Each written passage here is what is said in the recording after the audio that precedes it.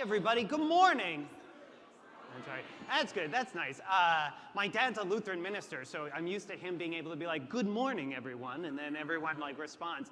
Hi, everybody. I am so excited to be here with you. My name is Tane Danger. I'm the co-founder of Danger Boat Productions, and I am your MC for this amazing 17 Rooms event here as part of West Central and the Minnesota Morris edition. We are super excited to have you all here. We have a big day planned. We have a lot we're going to do. We are talking about some big ideas, but then also trying to think about these in very practical terms. We've got amazing panels that we are going to get started with this morning. But really the bulk of the work today, the bulk of what we are doing is connecting you all to help think and work and imagine solutions and ideas and things that you all can help make manifest on these 17 big goals. So that sounds like a lot, but we're going to do it together. And one of the things that I was asked to do is kind of help everybody like warm up a little bit. And so I tested this idea with a few people because I recognize that it's a little risky or a little, I don't know, people are going to be awkward at the beginning, but I think it's going to be really valuable and good. So here's what I'd like everybody to do as our warm up. Everybody stand as you're able. If you're able to stand up, and we're going to be able to like move just a little bit here. Okay, this is good. Okay, I love that there's already a dog standing too. That's good. So good. All right. Now what I need you to do. Okay, ready? I'm going to give you 3 seconds to find a partner.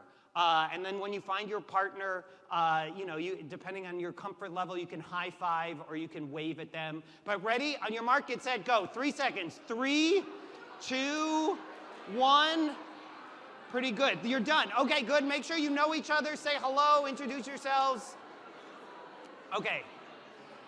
Okay, that's good. Okay, that's good. That's good. All right, I got to keep going. All right, that was easy. This is good. People are making connections. Here's what I'm going to do. Make this a little bit more fun. I'm going to give you 3 seconds to find a totally different partner, okay? Now you can't just do the thing where you find the person right next to you. Ready? Find a new partner. Ready, set, go. 3, 2, 1. Hello, say hello. Introduce yourself. Oh, no. Find a new partner, that's good. That's good. Okay, great, great, great. All right, ready? Do people get where I'm going with this? I'm gonna ask you to find a new partner. Ready, set, go. Find a new partner, you've got 3 seconds. 3, 2, 1. Say hello, make sure you know each other.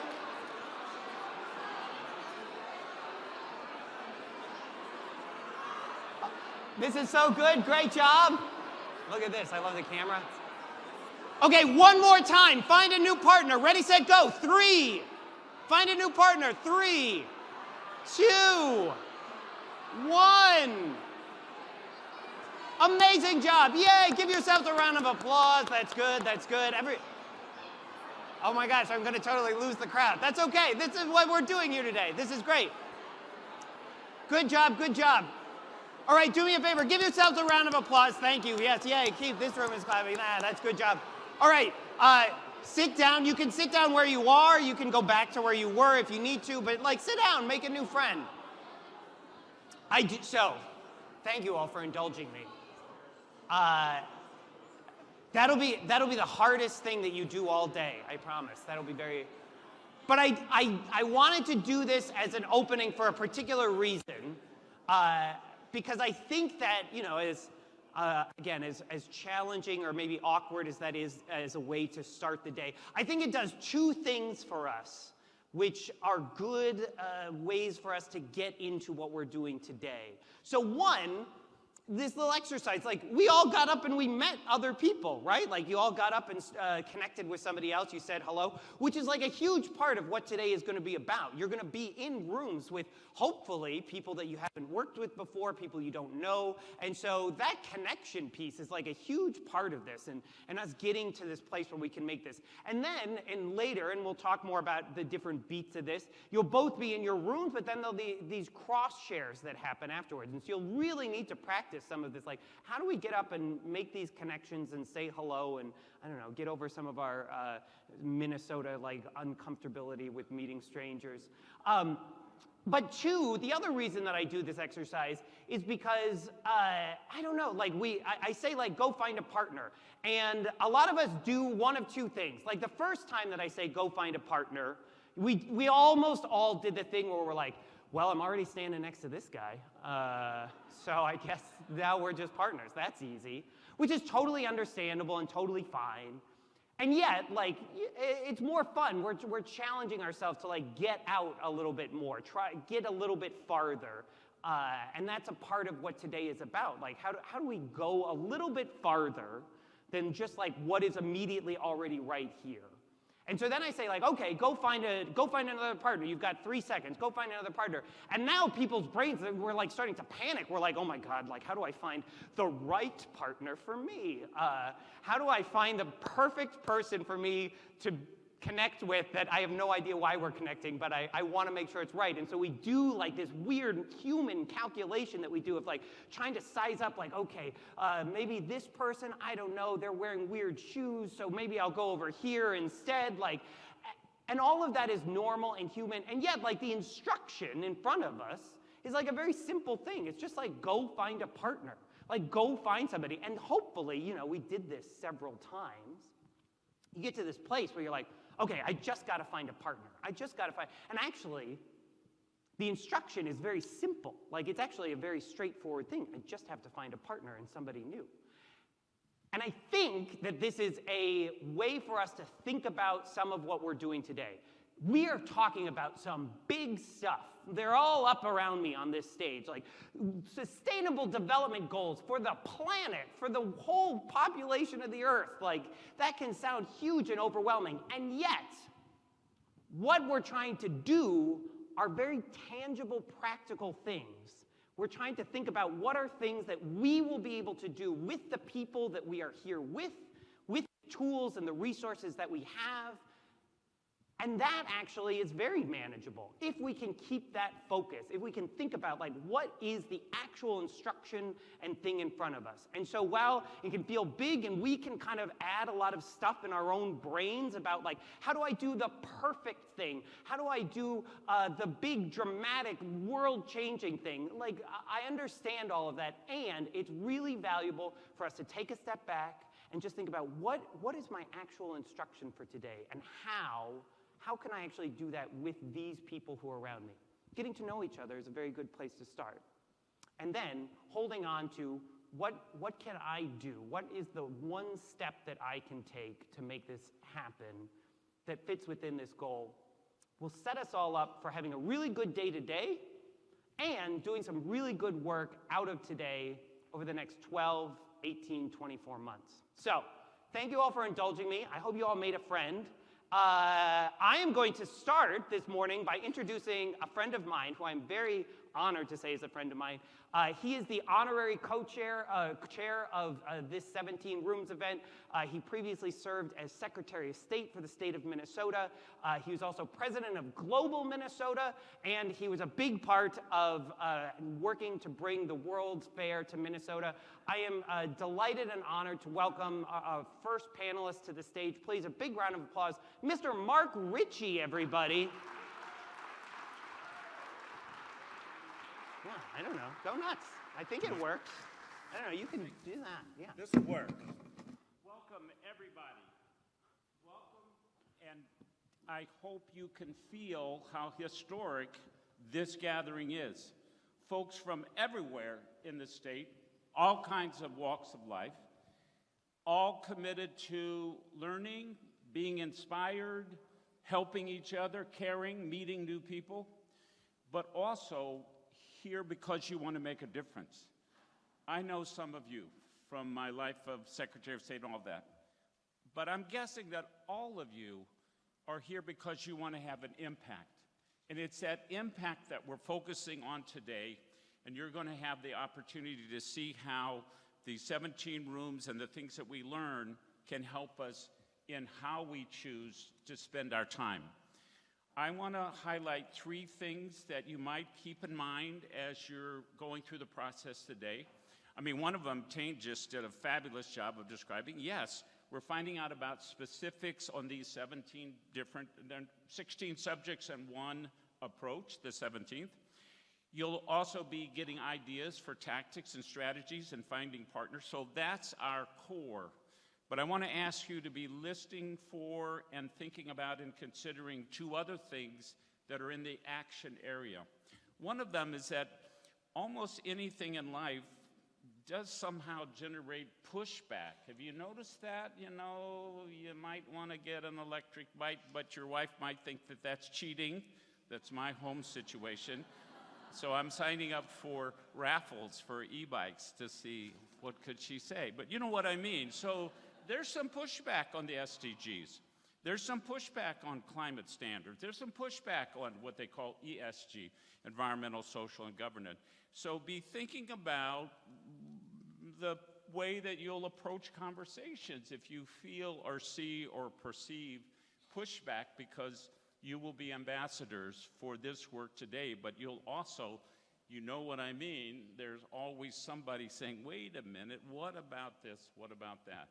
But the final thing is that it's no secret that we're in a time of many heavy hearts, broken hearts, shattered dreams, desires to get up in the morning, do the right thing, but just not able to get out of bed. And so one thing we also want to keep in mind is how we approach this work that keeps ourselves inspired and fulfilled and helps those around us, our colleagues, our family, our friends, people we don't even know that are sitting next to us on the bus, how we can keep up the spirit, the inspiration. One of the ways that I do that is that I have the privilege of getting to know people who step forward and offer and put themselves out there as leaders in our community. And so I get the opportunity to thank, in particular, some of those folks who are joining us here today, because by recognizing their leadership, we also have the opportunity to say, yeah, that's right. Other people are out there. I'm not alone. We're not just us. We're a whole community of people. I don't know all of these folks, but I am thrilled that you're all here, and I would like you to stand, and I'd like you to hold your applause till we get everybody stood, and then we can thank together our elected leaders and others who are helping us each and every day, but are especially taking time to be with us now. Rob Kupik, who's a state senator, a climatologist. Hey, yes, yes. Patricia Leismeister, Nelson, County Commissioner, Stevens County, yes. Ben Shire, Mayor of Fergus, he's somewhere. There he is. Thank you. Stand up, stay up, you guys. Jordan Schorer, Regional Outreach Director for Tina Smith. Jordan, stand up. Gary Swinson, Mayor of Starbuck. I was just in your town. Mike Thornmunson, Clerk, Treasurer, City of Ashby. Sarah Ehlers, Clerk, City of Earhart. And Kevin Wohlers, Mayor of Morris. Thank you, thank you, thank you.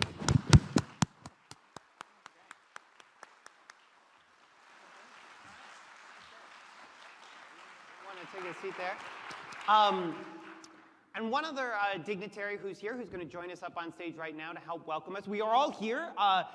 Beautiful University of Minnesota Morris campus. I made this joke last night, but it's always like this here. It's always 80 degrees and sunny. But I love Morris, and I'm so honored to be here and to welcome to the stage, to provide their own welcome, the Chancellor for the University of Minnesota Morris. Please, a big round of applause, Janet Trunk-Erickson.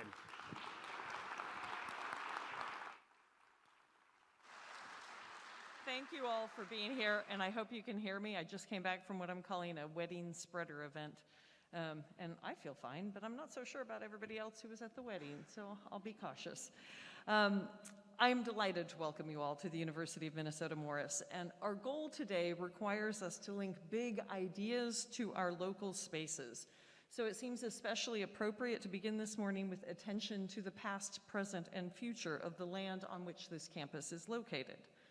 The University of Minnesota Morris is located along Owobopte Wakpa, a place from which Dakota turnips have been dug river, on the edge of Mashkote Aking, prairie land.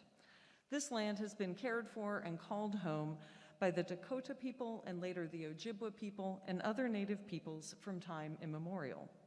Our state's name, Minnesota, comes from the Dakota name for this region, Minnesota Makoche, the land where the waters reflect the skies.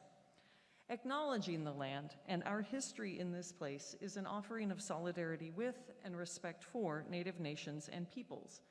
In doing so, we, the University of Minnesota-Morris, reaffirm our commitment to our responsibilities rooted in the history of our campus site as a Native American boarding school, as well as our distinctive mission as a public liberal arts college within Minnesota's land-grant university, and our federal recognition as a Native American serving non-tribal institution.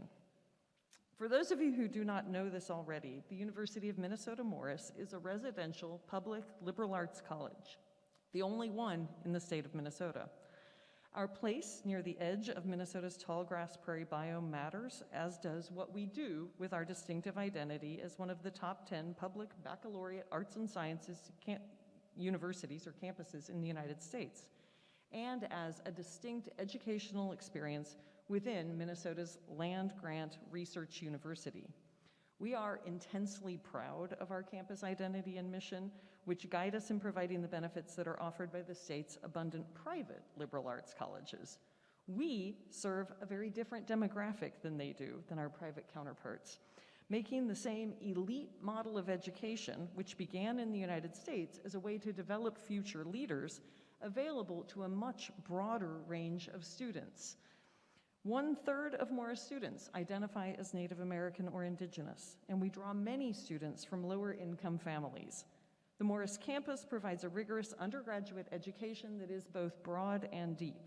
Our top majors are currently psychology, biology, and education, and that prepares our students to be global citizens who value and pursue intellectual growth, civic engagement, intercultural competence, and environmental stewardship, which overlap the SDGs nicely. Our size and location do not limit our reach. In fact, to the contrary, we believe that we have the ability to bring great ideas to life and to scale through robust partnerships because of our size and place. And we are so pleased to be part of today's events that build on those same strengths. My thanks to the West Central Initiative for making this event possible, and thank you all for being at the University of Minnesota-Morris and participating in this work. Welcome. All right. We got one more very important welcome. You may as well just keep that round of applause going for the president of the West Central Initiative, Anna Wasecha.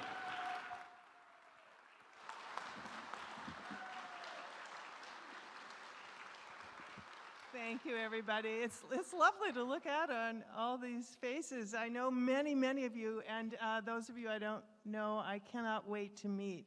I was deliriously happy reading the attendee list on Whova, which I hope you've downloaded because it's a marvel. It will tell you everything you need to know, and if you don't have it downloaded on your phone, look for somebody who does, and they can guide you today. I want to just make a few brief welcoming remarks, and then I'm going to join the panel momentarily. One question people might ask is, hey, what is the 17 rooms, and why in the world are you doing this event?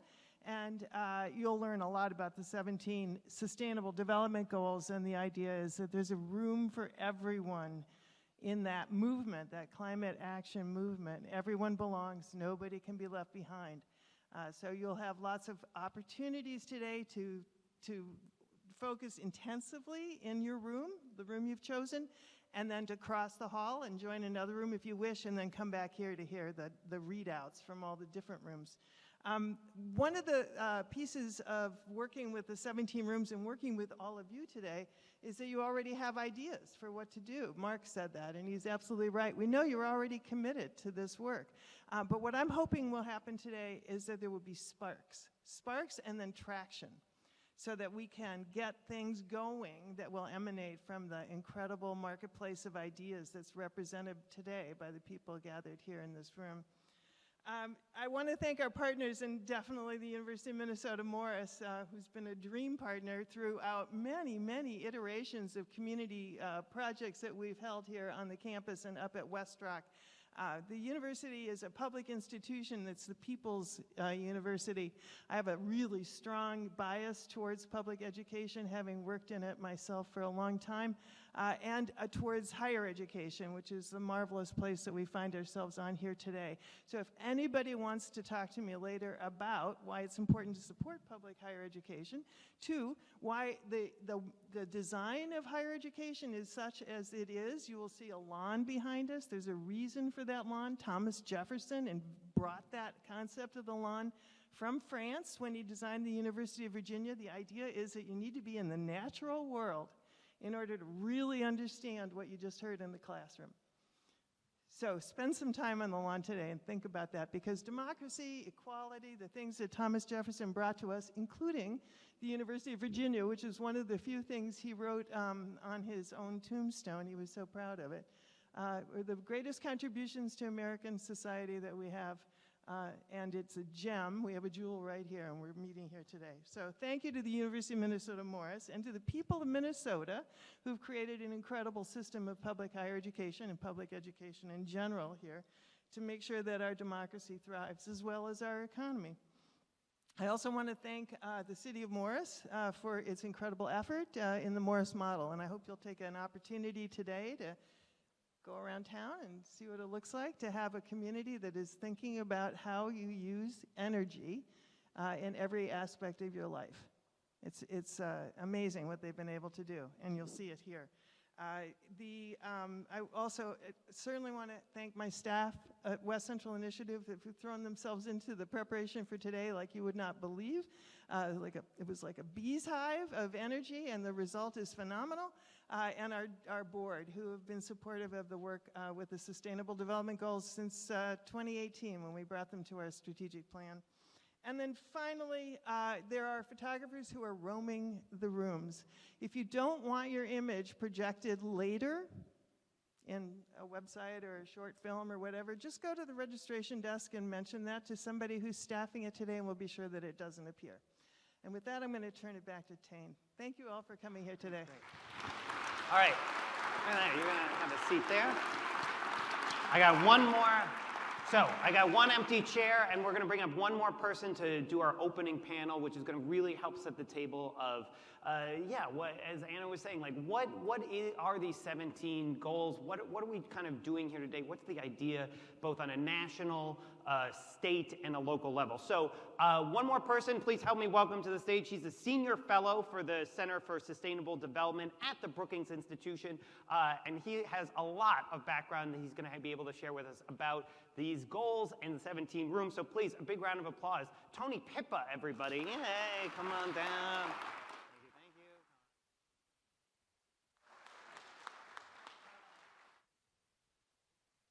Thank you. Tony, I'll start with you because you haven't had a chance to talk yet. And also, you were at the United Nations when these 16 goals, as Mark said, and one kind of like methodology kind of started to come together. But can you maybe just like do a little back in time with us about like what was the idea behind coming up with these goals and putting them out into the world in this way? Yeah, thanks, Tane. And it is so wonderful to be here today. So kudos to the university, kudos to West Central Initiative. Mark, it's just a pleasure to be here on stage with you and all the work that you've been doing on this agenda. So, you know, I'm a small town boy. I mean, I'm a small town boy from Pennsylvania, and I have to say it was an honor and a privilege to sit at the UN General Assembly in the chair on behalf of the U.S., behind the U.S. flag, as we were talking about these goals. And I think a couple of things to keep in mind as we think about what these goals are meant to represent. So one, you know, we negotiated these within the confines of the United Nations. And so many times people say these are the United Nations Sustainable Development Goals. But from my perspective, these are not anything that the United Nations told anybody to do. In fact, stealing a page from a colleague at Brookings who says, this is what the world told the United Nations not to forget. So reflected in all of these goals, like if I were to ask each of you, what you think the most pressing problem in the world or even in your local community is today, we'd get a lot of different answers. We'd get, maybe water, maybe inequality, education, all those different things. These goals do not privilege one of those things above the other. In fact, they say all of those things are important. And as a world and as even local communities, we want there to be, we want to achieve all of these. And we also want to understand that there's a lot of intersections and interdependencies amongst these things. For our societies to be sustainable over time, it requires us to be thinking about what the economic opportunities are and how widely those are shared amongst everyone. It also requires us to be thinking about how do we steward those natural resources that will be there for future generations. How do we work together as a community, which is even falling under number 17, which is that approach, that partnership approach. And so the interdependence is meant to be reflected, and all of the different things that go into making a healthy society and a healthy world. Now, I was at the UN, I was behind the US flag, I was negotiating on behalf of the US government. I think one of the things that, frankly, I didn't even really think about while I was in that chair was the extent to which these goals and this way of thinking, this interdependence, has real meaning and purchase at the very local level, in local neighborhoods, not even at the size of a town, but at the size of who you're living alongside. And what's been really interesting to me is to see how the innovation of action to try to take on some of these particular issues has really been applied at the very local level. Because frankly, for our national government, these are really hard.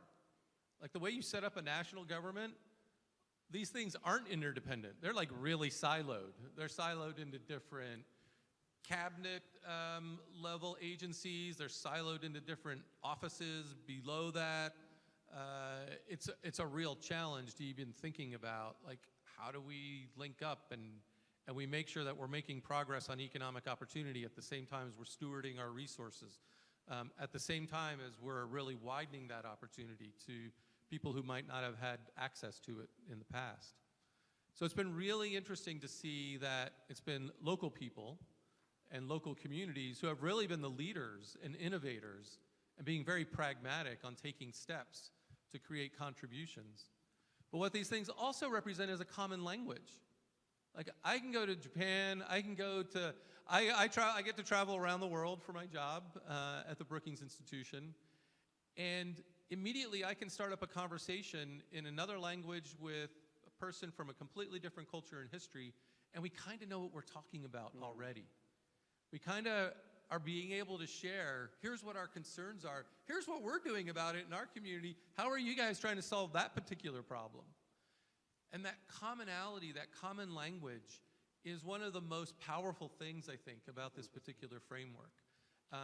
Because it allows us to do that globally, like horizontally, but it also allows us to do it vertically, from the very local, couple of streets that you might live on, all the way up to national and kind of a global framework. And that's actually maybe a good transition into how, so started sort of these conversations on a global level, and it has obviously grown. How, Mark, I would turn to you, like, can you take us to like part of the story of like thinking about these in Minnesota? I can remember seeing you years and years ago wearing this pin and being like, what is this pin? Why is it Wheel of Fortune? Like, what are we, and you explaining this to me, but like, where did how did this come to this place in some ways?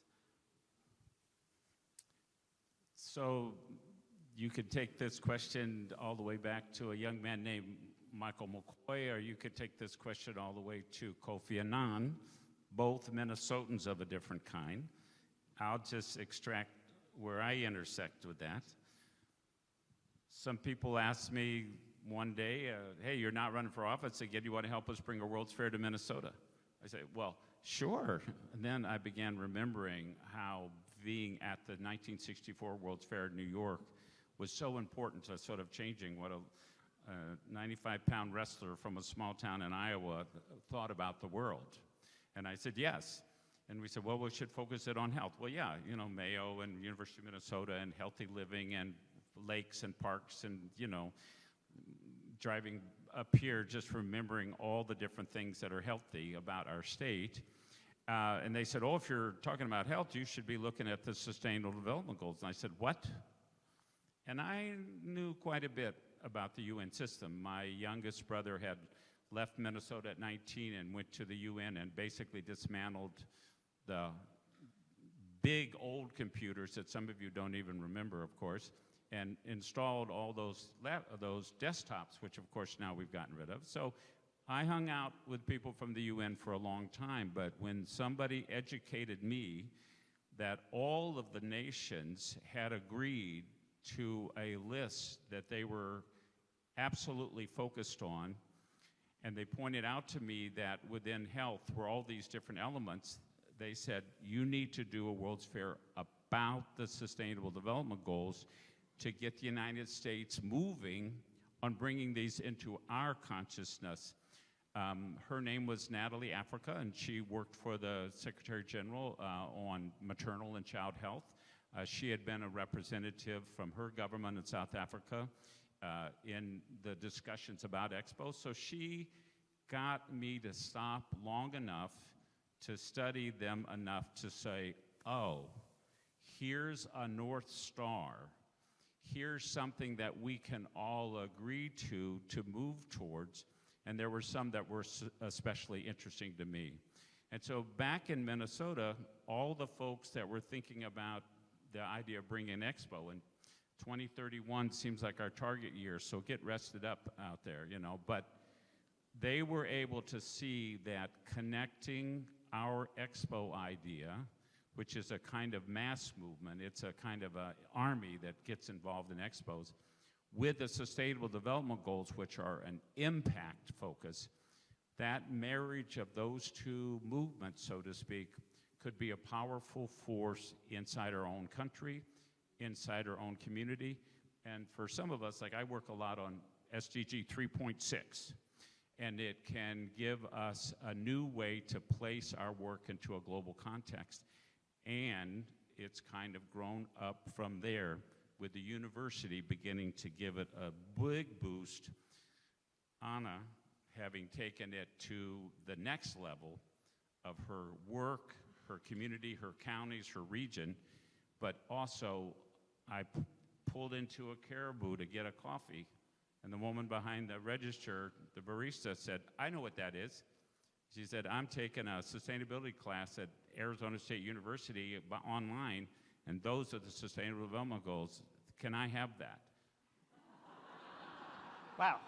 And I gave it to her, and I went and got 100 of those at the UN bookstore, and I just hand them out.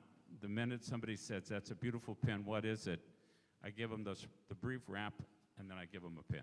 And if anybody wants one. I love it. So, oh, sorry, Tony, were you going to jump in? They're right here. Yeah. And this, there was a good transition also to Anna, like this picking up here in West Central Minnesota. And so can you maybe tell the origin story for bringing this to this community? And I can hear that the microphone is working. I was worried that I didn't have it turned on. So I've answered that question without having to turn to my colleagues here for assistance. This is an opportunity for me to a little bit to introduce West Central Initiative to those of you who don't know too much about it. We were started in 1986 by the McKnight Foundation. They were very concerned that in greater Minnesota there was an economic upheaval because of the farm crisis. Most of us who are of that age anyway remember how devastating the farm crisis was to not only to rural Minnesota but to the whole country. And a little later on, the West Central Initiative staff were asked if we would take on the responsibility. So we became a community foundation. It was a philanthropic effort. McKnight wanted to be sure that they were helping but helping in a way that was true. And the way to do that was to work with people on the ground to make sure that grants, especially grants, funding, was given to people who could make a difference effectively, be the agents of change on the ground. It was just incredibly progressive when you think about it. We're nearly 40 years old. So 40 years ago, the McKnight Foundation was thinking about what we now call participatory grant making. A few years later, the Regional Development Commission had been disbanded in our region, the same 9 counties. We have 9 counties and a portion of White Earth Reservation. And townspeople and communities and county commissioners realized that was kind of a real problem, because in order to access federal dollars, they needed the endorsement and the ranking of a regional development commission. And they asked us if we would do that work. So they agreed. So yes, they would. And by the way, much of West Central Initiative in its formation was created by a man from Morris named Roger McCannon, who worked with, I think, developed the Center for Small Towns here. So these are legendary heroes in this region, started West Central Initiative. By pulling those 2 things together, philanthropy and planning, it was, it made sense. But by the time I arrived, there was a lot of, like randomness to it. Like, what do these things do together? Like, we do transportation planning for the region. What does transportation planning have to do with making grants to nonprofits in our region? So, of course, I was new and I was busying myself trying to figure this out. And I had friends, some of whom were in the audience, and one of whom's here on the panel, who had been talking to me anyway about the Sustainable Development Goals. And I looked at them and I thought, okay, we got to do a test here. Is there anything we're doing or that we want to do that doesn't fit in this paradigm, these 17 goals? And it just matched so beautifully that it was like an epiphany. If any of you have had an epiphany, it feels really good. It's like, oh, I see it. I got it now. This works. So I came back and took a little bit of explaining, but no, it does work, and it has unified us. I say all this to lay the groundwork for, we live in a society that is deeply polarized. This will not be news to you all. And when I think about the 17 Sustainable Development Goals in our region to the state, our region to other regions, our state to other states, our country to other countries, the hemispheres, every which way you can think about it, this is like a universal passport. It's not defined by our nationality, it's defined by our humanity. Everywhere we go, we need the work of people from everywhere we might go, and they need us. This is a way in which we are brought together. I think it's the great way to unify us. It's completely intertwined with democracy. Without a high-functioning democracy, it would be very hard to make traction on these Sustainable Development Goals, or just pretty much any kind of goal. We need connected communities to make that work. But I'm committed to getting beyond the division and let's get to work, let's get going. We got a lot of work to do here.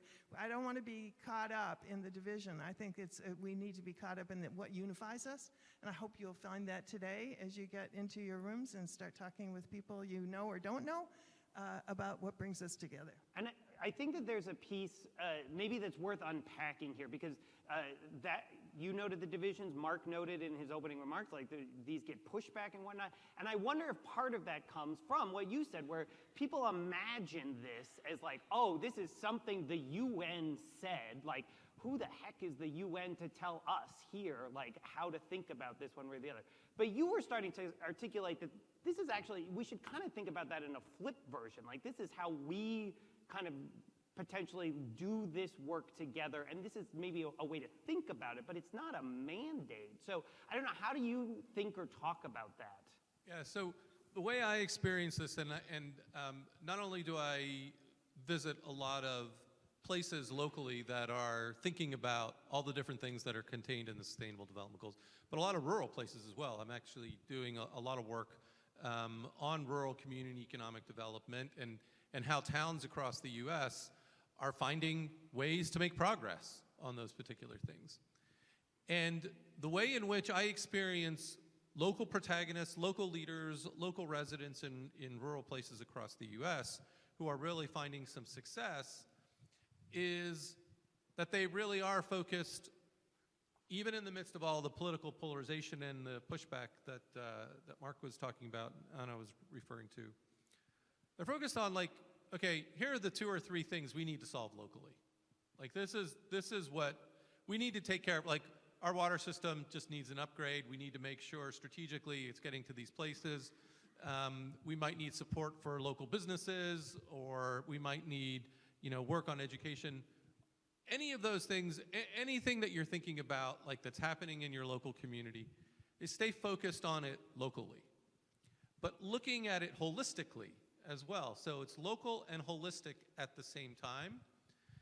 And interestingly, de Tocqueville was the person who was the outsider that came into U.S. communities and talked about how associational it is, that it's just groups of people coming together who are even volunteer in some way, being of service and coming together and creating some kind of civic collaboration and associations that get things done. And this can be a glue for that to happen. So if you stay focused on the problem that's at hand and some pragmatic next steps to take on that problem, and also understand like how those problems might intersect, it provides a lot of opportunity for there to be like opportunities for service, opportunities for collaboration, opportunities for partnership, and the rest of the stuff kind of fritters away. That's all just noise out there. But what's really powerful about this is that the work you are doing is reflected in this. So as you're solving what's happening up close in your community, in your region, in your state, it's making a contribution to that overwhelmingness that you talked about at the beginning. Like that's actually how we're going to make the global progress that we need to make, is by doing the kinds of things of bringing people together and just sort of taking action together on the things that they can tangibly and practically get their hands around and see a way for them to put their own talents and their own human capital and resources behind. Yeah, and I think an important note here, you do a lot of work in rural communities. This is one of the first 17 rooms event, though, in a rural community, right? Yeah, right, which is very cool. This is, yes, it's cool. Like I say, I sat at the UN. I had to run everything that I was saying at the UN through our national leaders within the U.S. government. And we didn't really even think about what the potential was really for all different kinds and sizes and types of communities across the world and our country. And what's really inspiring to me is to think about this. So one thing that I guess I would say is this is a little bit of its own terminology, right? Like we talk about sustainability and we talk about the targets and the goals that we're trying to achieve. But from my perspective, where I grew up and in a lot of rural communities that I visit, this is also a mindset that's been there from the very beginning. It is about stewardship. It's about conservation. It's about looking forward for your families and your communities, about sustaining those communities over time. It's about a permanence, which frankly, in some areas, especially Washington, D.C., when we talk about rural places, we kind of talk about them as if they're becoming obsolete. Whereas this is, what's the sense of permanence? What will this look like over the next generation and generations beyond? And what do we need to put in place so that it continues to sustain itself over time? And I have to say, rural communities are flat communities. What do I mean by that? Like one person does a lot of different things in a rural community. And so you can get a small group of people into a room and they can get a lot of stuff done in a very quick amount of time. Yeah. There's not the levels of bureaucracy that you sometimes might meet, like even in a city government or in a state government. And so there's a lot of power in this room for us to get the momentum built to start to do really practical things really quickly, and that's really exciting. That is cool. And Anna, maybe you could add just a little bit about how does this work look in a community like this? Is it different? Is it the same? In what ways? How does it look in a community? Like in this community, in a rural community here, like are the solutions, is the way that the work shows up? I mean, Tony was saying a little bit about this, but you're here, you're on the ground. I'm curious, like how you sort of think about it being similar, different in terms of how it might look in other parts of our region or our state or our country. Well, I mean, our region, our 9 counties, are built on 2 pillars, and those are natural resources, outdoor recreation, that kind of thing, and agriculture. So both of them are completely balanced on the health of the natural world. So there's that piece of it. Let me just talk about the city of Morris. We're here for a reason. I mean, Morris is astounding. I don't know of another community like Morris, and I'll tell you why. First of all, you have the University of Minnesota Research One, which is like, these are the land-grant institutions that are the reason why America is as strong as it is. And you have an outpost here that is liberal arts, which I would love to spend a couple hours telling you why that's so incredibly important, but just take my word for it. And West Rock, which is West Central Research and Outreach Center. Up on the hill, and it is a outpost of the St. Paul campus of the University of Minnesota. Again, the Research One, the land-grant institution. The powerful echo effect, it's not an echo, it's an aura of having people who are always working on a strong knowledge base and on data and science, and also synthesizing and analyzing and being critical, and we're working with each other. That kind of marketplace of ideas is so wonderful and powerful and productive and fertile, and it's right here. Then you have this town, and this town stepped up with the Morris model and with doing a collaborative, cooperative planning process, which is incredibly important. And Tony has written an editorial in the New York Times, it was here last week, I think, about how is this federal money going to get to rural areas. And one of the issues is it's not just delivering the money to rural areas, it's the issue of it's engaging the citizenry and having conversations and planning meetings and putting up easel paper on the wall and having people scribble on it and vote on it with post-it. It's a messy, democratic, it's a we the people kind of process.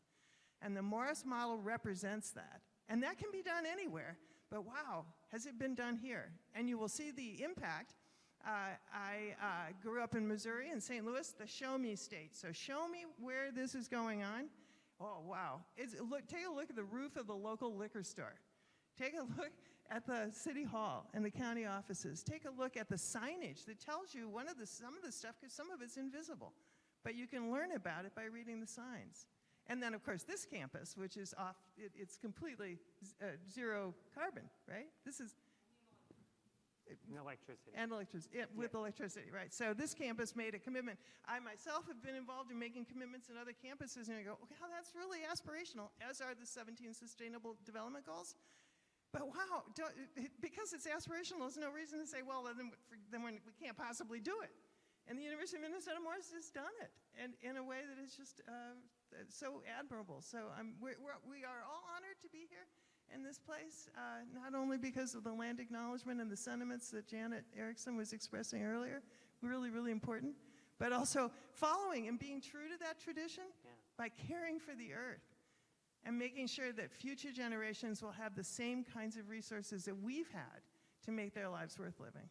It's wonderful. I love this. So we're doers. Like, there's a whole room full of doers here. And so one last question for you, and then I'll open it up maybe for a couple of audience questions. But Mark, like, maybe can you say a little bit about the role that leadership plays in this? Again, you acknowledge there's several official leaders with titles, but again, I would argue probably most of the people in this room, if not everybody, is a leader in some place in their life. So what is the role of sort of leadership in manifesting some of the work that we are trying to do today?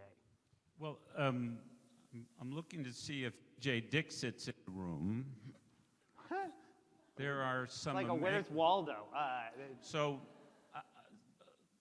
I mentioned that 3.6 is important to me. It's reducing deaths and serious injuries on the roads between now and 2030. And there was a leader of a small little company in the Twin Cities called Cargill. The CEO who wanted to change the culture to make it the safest, thinking about being the safest company on the planet. And one of the things that was pointed out to him was how many deaths and injuries were happening to their own people because of distracted driving, cell phones in particular. And so he threw his cell phone into the glove box and closed it up for a month and realized, hey, we could do this. We have to do this. And then he sent out a memo to tell the whole company from here to Indonesia and back, here's the rules. No cell phones in at all in the workday. And if you have a cell phone from the company, can't use it at night in your own car. If you violate that rules, you will be fired. Wow. And all of a sudden, he was out in giant meetings of his colleagues, the CEOs of other companies, saying, when you get into your car, put that cell phone in the glove box. You deserve to get home safely. Your family deserves to have you come home. And other people's families deserve to have their loved ones come home as well. Put it away. And he began a process that eventually created a room like this with Republicans and Democrats from the Minnesota legislature. And he kind of lectured them like, you guys quit fighting and put in that cell phone ban and those rules on cell phones. And the guy gets up from the insurance companies and he says there'll be 48 people alive next year who wouldn't be alive if you do that. And so that kind of specific leadership in a big company was the kind of thing that trickled down to then legislators and policymakers. And one of the secrets of that was that a father who lost his daughter in a distracted driving accident, crash we call them, he took his grief and turned it into a foundation to get changes in the law. And he was one of the people who said to the head of Cargill, you know, you have convening power, you have political power, convene the people who can make that decision and tell them they have to do it. And he pulled that together, and he also then went into the high schools and said, you know, it's not just distracted driving, it's distracted living, and helped them create for students, 10th graders, 11th graders, 12th graders, distractive living groups who are working with each other to have their lives more focused, more careful, more safe. So that was leadership from a very sad and grief-stricken father and from the head of the largest private corporation on the planet. Wow, yeah, that's beautiful. Okay, I want to open it up for if folks have questions of our panel, but I want to give you a chance to practice a little bit first. So if you want to just quickly turn to the person next to you, who you're hopefully already friends with, or you'll make a new friend maybe now. You ask them a question that you'd actually like to ask of our panel. You'll have a chance to rehearse a little bit, and yeah, like I said, make a friend. Okay, so turn to somebody next to you, practice asking a question, then we'll come back and I'll come to you with the microphone to see what we have for our panel. So on your mark, get set, go.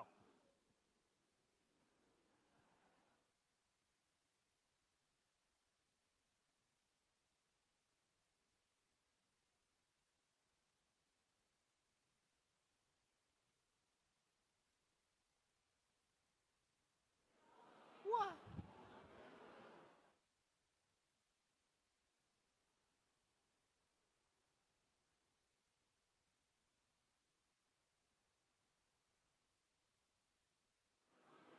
Okay, ba-ba-da-da. Oh, there, I'm back on. All right. Yeah, come on in, people still coming in.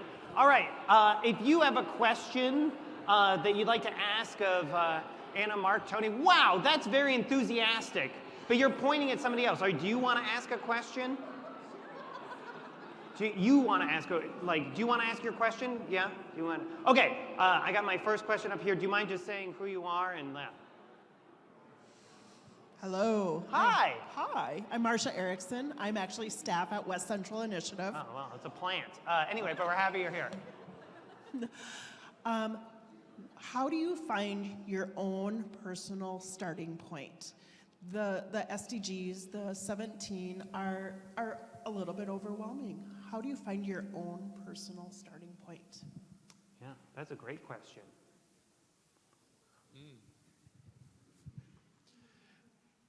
It's a great question. I think it's personal for everybody in some way. Like you're going to have your own process. And some of it might come out in some people might do it personally, like as a reflection, which of these are most meaningful to me. Some people might do it in conversation with friends, what is most meaningful to us. Mark just talked about personal experience that lashes up to a particular goal, for example. And so I think it comes from lots of different places. I think what I've experienced is that what's most important is to think about the starting point as being you, not the starting point as being 17 goals. What is most meaningful for you? What do you want to be a part of taking on? Or what experience have you had that's really touched you that you want to connect up to the framework itself? What is going on in your local community, on your street, or in your state that you're really passionate about? What's your passion? Where's your meaning? And then starting from that and learning about the 17 and seeing where it is within those goals. Because it might not just, one other thing about that interdependence I talked about, it might not just be in one place within those 17 goals and those 169 targets. There may be different places. But I think trying to start with, the framework itself, all those 17 goals and what's inside of it, and then trying to pick something out of that will feel overwhelming. I think starting with yourself, and like I said, it could be a reflection of by yourself, it could be something in conversation with friends, it could be a church community, it could be where you work, but what's most meaningful, what are you most passionate about that you would like to see change in your own world, and then thinking about how that links up to where the 17 goals are. Yeah. Anna, Mark, that was the right answer? Okay, great, easy. Okay, I got a hand right here, and then I'm looking at that side of the room. Okay. Jim McKinstry in Moorhead, and I'm a member of the Minnesota Board on Aging. Mine are very simple.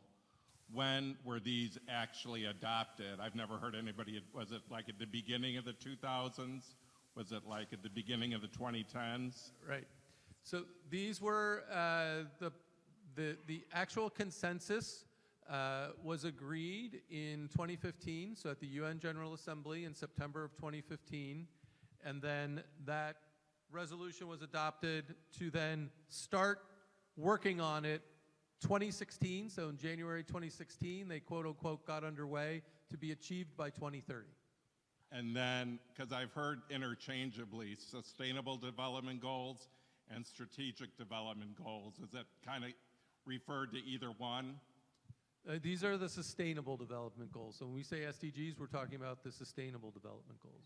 That's good. And we're going to see a video a little bit later in the morning that has a little bit more of some of the background and whatnot. Okay, I have time for maybe like one last question. If there is any one more person who, and look at you all practice questions with each other. Somebody had like a really good question.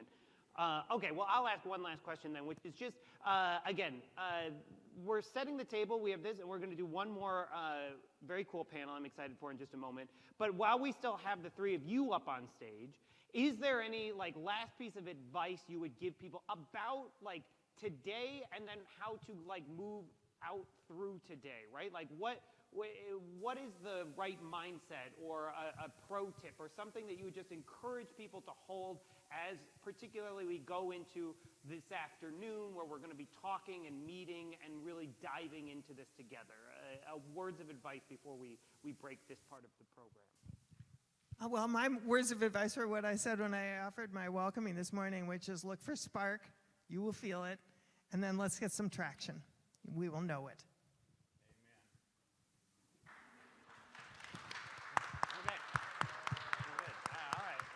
Easy. All right. Okay. On that, yeah, keep that round of applause going. A big round of applause. Thank you so much, Mark, Tony, Anna. That's fabulous. I don't know. I'm gonna have two microphones. That's great. All right. Thank you all. Thank you.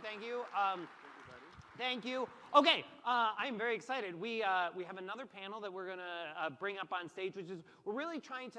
This opening piece was big picture stuff, and even in that conversation, we were talking about how a lot of this is about things that are happening on the ground. Like, how do the things that we are doing in our communities now, that we are working on, the goals that we are setting for ourselves here, like help us move towards these big things. So we've put together a group of folks who are going to help us reflect on stuff that is literally happening right now, and hopefully both be inspirational and maybe a bit of a guide for how we think about moving forward out of today. So I'm going to name each. You should start lining up. So we have a tremendous group that we're going to bring up here together. So Paisley Sierra, Jacob MacArthur, and Troy Goodnow, please come on up to the stage, and we're going to have the three of you come on down. Come on. I have 1, 2. Am I missing one? Oh, there. Okay, good. I was a little worried. All right, come on down. This is good. Thank you all so much for making time to be here. Do you have a microphone on your thing, or do you want one? You got one? Okay, good. Thank you. And I gave your names, but maybe can we just say a little bit about each of you? Do you mind introducing yourself and saying a bit about yourself? Yeah. Yeah, absolutely. Bonjour, good morning. Jacob MacArthur. I serve on the board of directors for West Central Initiative, representing White Earth Nation, and I serve as the director of the University EDA Center at the University of Minnesota, Crookston. Thank you. Thank you so much. Paisley, maybe I'll come on down here. Okay. You're great, yeah. Okay. Hi, I'm Paisley Sierra. I'm a member of the Oglala Lakota Nation. I'm a recent graduate from the University of Minnesota Morris, and I work in the Office of Sustainability with Troy. Yay, that's great. Congratulations. Very happy to have you here. And Troy, you've got your name badge on, which is a good tell, but, I meant the University of Minnesota one there, yeah, next to it. You have 2 name badges, so we don't forget it.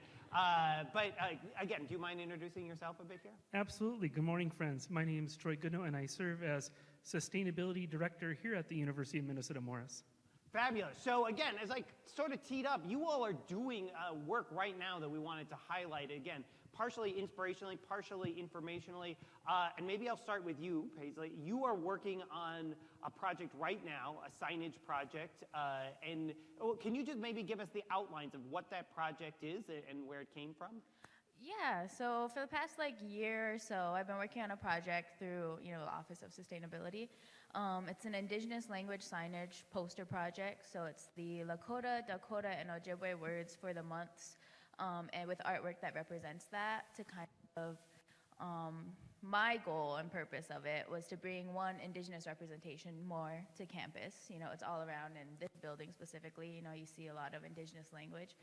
But in realms of sustainability and how we think about the land, that's something that's not represented a lot on campus, and that's kind of the ideas that me and Troy and our friend Clement over there, we had conversations about this and how we can, one, make our indigenous students feel a little bit more welcome with their identity, but also encourage the rest of campus to think a little bit more about, one, acknowledging the land that we're on, and also taking care of it, going outside, seeing what is happening in the world now, because we get lost in our screens a lot. Yeah. And so seeing what is happening outside in the world is sometimes something we forget about. We don't think about our relationship to place as much as we should.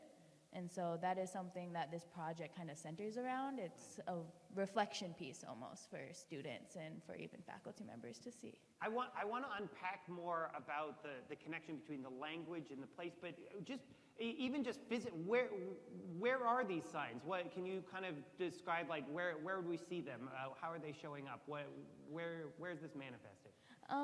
Well, I'm trying to think. So my plan for my project is to create posters, right? And I'm in the process of creating these posters to put all around campus. But in this building now, this is Oyate Hall that we're in, and Oyate means nation or of the people. And if you go out and you look at all the different rooms, you'll see those languages and those signage pieces that were a part of the EDI office. But this is something from the Office of Sustainability, a language piece that's specifically connected to the land, and with indigeneity is sustainability, and so that's how it kind of correlates. And Troy, maybe I'll ask you to jump in on this because obviously this, you mentioned Paisley, this came out of, in some ways, conversations that you all were having. And this connection between the language and what we see and the sustainability piece and how those two tie together. And again, it becomes like a physical thing that we are interacting with. So there are a lot of threads to unpack in all this, but really high level, what I think is exciting about the project is obviously we have our, with the names we have for our months, January, February, we connect back to Roman emperors, Augustus, but the phonology project that Paisley's working on is we're reminded through native languages this connection to place, so that the months themselves, I've been learning from native friends, but the months themselves are reflective of what's happening in the place. And so Paisley mentioned this important connection to, are we truly aware of the place that we're in? Is nature out there, or is it right here? Yeah. And so the language itself is reminding us about a really key component of what is sustainability about, which is a deep connection and caring about a place. So lots more to say about that, but that's... No, that's beautiful. And can you give us like an example for like where this might, Troy was starting to do it, but like where this might help us like shift if we're experiencing it through another lens, like in terms of the language, it might help us think about where we are, our connection to this place in a different kind of way. Repeat that question Yeah, one more I know. time. I wandered a bit. No, but is there an example? Like Troy was sort of using the months of the year as one potential example. Maybe that, or if there's another one that you're like, it's a good example of how, if we were to think of this through this language lens, it might help us think differently about how we are in the world. Well, yeah, so like the poster I'm working on right now is Wayuksapiwi, which means corn harvest moon, which is the word for September.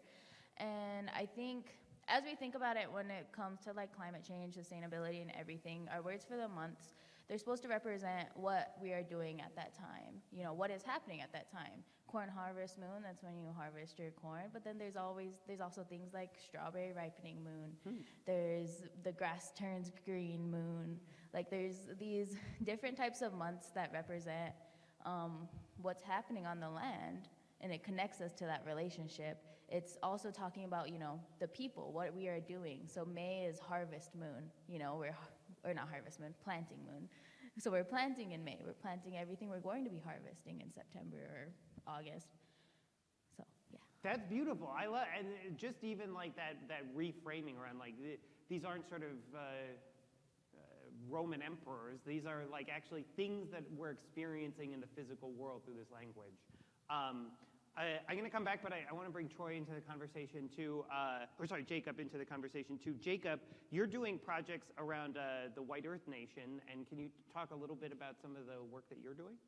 Yeah, early last year, White Earth Nation, we started our Tribal Utility Commission. I was appointed the vice chair.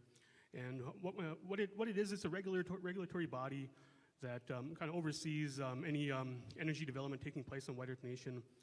And basically making sure that, that our voice is being heard and that White Earth Nation is taking part in this energy transition that's taking place across the country. So there's a lot of planning and going involved in that. And so it's been really interesting and exciting being a part of that. And we're kind of kicking off the foundation to our overall strategy in the coming months. We were awarded this $3.1 million energy grant from the Department of Energy to build a community solar array that's going to serve the community of Monoman. That's the biggest community on our reservation. So it's going to support our businesses and a lot of our low rent housing for our tribal members. So that's kind of how we're kicking that off. But overall, we're looking at going net zero for our tribal nations. So we do have a lot of work ahead of us, but we're getting after it. That's very cool. Congratulations on that grant and that project. I mean, maybe if you're willing to bring us in a little bit, like when you are talking in this project, like what are some of the goals? Like what are some of the things that we want to do? What are some of the conversations that are happening? What are you hearing from folks? Yeah, I think a big thing that our community members speak about is high energy prices. We pay higher rates out in these rural areas. Also, advocating for our people to who are, there's a lot of people who are surprisingly off the grid on the reservation. No, the power lines just don't reach out to where their house is. We're, looking at taking care of those issues, kind of bridging those gaps. But also, looking at our tribal college, we brought them into the fold, building out a wonderful solar PV installation program. We're putting cohorts through there every year, getting our workforce ready to take part in this. And the idea is to build these projects and have our people in our tribally owned solar companies put them up. So there's an economic development aspect to it that hopefully can kind of raise the quality of life on the reservation. Clean energy, but also good jobs. Which ties so beautifully into exactly. these goals that we're talking about. And it's like such a good illustration of what we talked about in this first panel of yes, these are big goals like what you're talking about, but they're very tactile and real and mean something for people in their jobs and their lives and their community. Yeah, that's one thing I've learned. I went with West Central last October to Honolulu for a 17 rooms event and really learned about these and learn just how holistic it is. A lot of them tie into each other, and I think everyone, no matter what your field is, you can find a way to get involved and make an impact. Yeah. Troy, maybe I can come to you. Anna had wonderful things to say about University of Minnesota Morris, rightfully so. Your title has sustainability in it, right? You of all people should be able to really help us kind of wrap our heads around this connection between this notion of sustainability and then how does it actually show up in a place like this, in a campus like University of Minnesota Morris? Absolutely. So if you're kind of like my parents, when I got the job, they're like, sustainability, what the heck is that? Is that even a real job? Which was the second time that happened. As a theater person, I get this a lot. My parents and your parents It's a real should job. talk. It's a real job. Yeah. Like we're working on it. But so I think I really appreciate the earlier panel. But quickly, there's definitions that sustainability coordinators share, and one way we've talked about sustainability before, right, is how do we meet the needs of the present generation without compromising the ability of future generations to meet their own needs. So this is where it's kind of fun because it's a little bit philosophical too, right? And so everything is philosophical. So I see my philosopher friends in the audience. But so how do we meet needs? So what I love about the SDGs is asking us to ask questions about needs in our communities. And oftentimes we can take those things for granted because we have access to them, but many don't, right? But there's also this piece about intergenerational ethics, which also ties into wisdom that other friends, Native friends, have tried to give to us over time. The other thing is we often talk in sustainability circles about there's a three-legged stool of sustainability, right? Which is how do we do social, environmental, and economic decision making? And the reason why that's helpful, not perfect, but what's helpful about that model is it's just reminding us that these decisions are in tension, right? And so the work of sustainability is about trying to harmonize tensions. And so it's not easy, right? It's the work of doing hard community work. And so sometimes we're balancing, right? And so that's a balancing act that we're doing here. In terms of our campus, right, it is exciting. It's been a 15, 20-year journey with great leadership, setting some big goals around we don't like that the climate is changing. And so how can we be a part of that? And so trying to identify some projects. And so we built over time. And so people come to campus, they think all this was built in a day. But good leadership has supported this to the point that today, right, that all this lighting here, all the electricity on this campus is 100% carbon neutral. So we haven't solved everything yet. But today, we solved that part. And right now, we're trying to figure out how do we make sure all of our heating is carbon neutral. So that's the next part of our journey. So there's lots to unpack about pieces of our journey, but that's one that certainly we hope that people hear, because 15 years ago it wasn't obvious, right? So this is where we forget the progress we made. We got to take a moment to celebrate, because 15 years ago, for example, right, wind and solar maybe weren't the cheapest energy in the upper Midwest, but that's changed now. And so how did it change? It changed because really smart people had some ambitious ideas. They created policy. We had people work, anyway. No, that's beautiful. I mean, I'm come back to Jacob. Maybe, do you find that when you were doing some of the work that you were just talking about, run into some of that same, I don't know, skepticism or people being like, oh, we'll never get there. Like that seems like that, like some sort of sustainable energy, like that we're gonna be, that seems like a pipe dream. Like, do you hear that? And then, I don't know, how do you kind of maneuver or work with that? Yeah, we run into that a lot, and it took a lot of community engagement to get people to buy into this big grant project we're kicking off. Getting people to believe that it's going to show tangible results in their energy bill and make an impact. But like Troy said, you got to start somewhere. It all doesn't happen in a day or a month or a year. Just project by project, but all part of a bigger plan. And it's funny, on my first day of work, I was driving up to Crookston. It's an hour-long drive for me from the White Earth Reservation. But I was listening to NPR, and there was a story about the Morris model. Now, all along the way, I hear about these amazing things that Morris is doing. I'm like, man, we got to do that at Crookston. Wow. You won fans in Morris, and Crookston is like, come on, man. Like, yeah. Yeah, so I'm proud to say, Crookston, we're undergoing a campus climate action plan that hopefully, is the first step towards, doing all these projects, and following that Morris model. So yeah, it's exactly right. You got to start with planning and just start project by project. It all doesn't happen at once, and that's kind of the approach we're taking at White Earth. Taking that community-based approach, community-based solar, and then eventually, we can kind of ramp things up and get to the point where we're doing commercial scale projects, and having a real economic impact. But right now, we're just focusing on serving our people. Paisley, was sustainability, was sort of this work something that you were always passionate about? Was it something that you discovered here or grew while you were here at University of Minnesota Morris? Can you tell us just a little bit about your journey? Yeah, I think my passion for sustainability was always kind of there, but when I got here to Morris, it kind of went into a deeper level. So the reason I came here was because of, the tuition waiver, but also the sustainable aspects. There's compost, recycling, windmills, all the visible things. That's why I came here. And then I got here and I got into all my environmental classes, all my justice classes, and everyone kind of thinks in a different way, in a wider perspective type of way.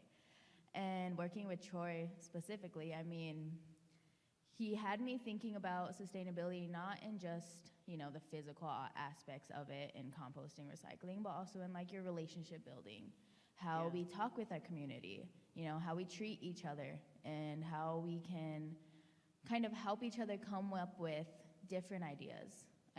With our conversations, we've come up with so many different ideas and so many different things that can play out.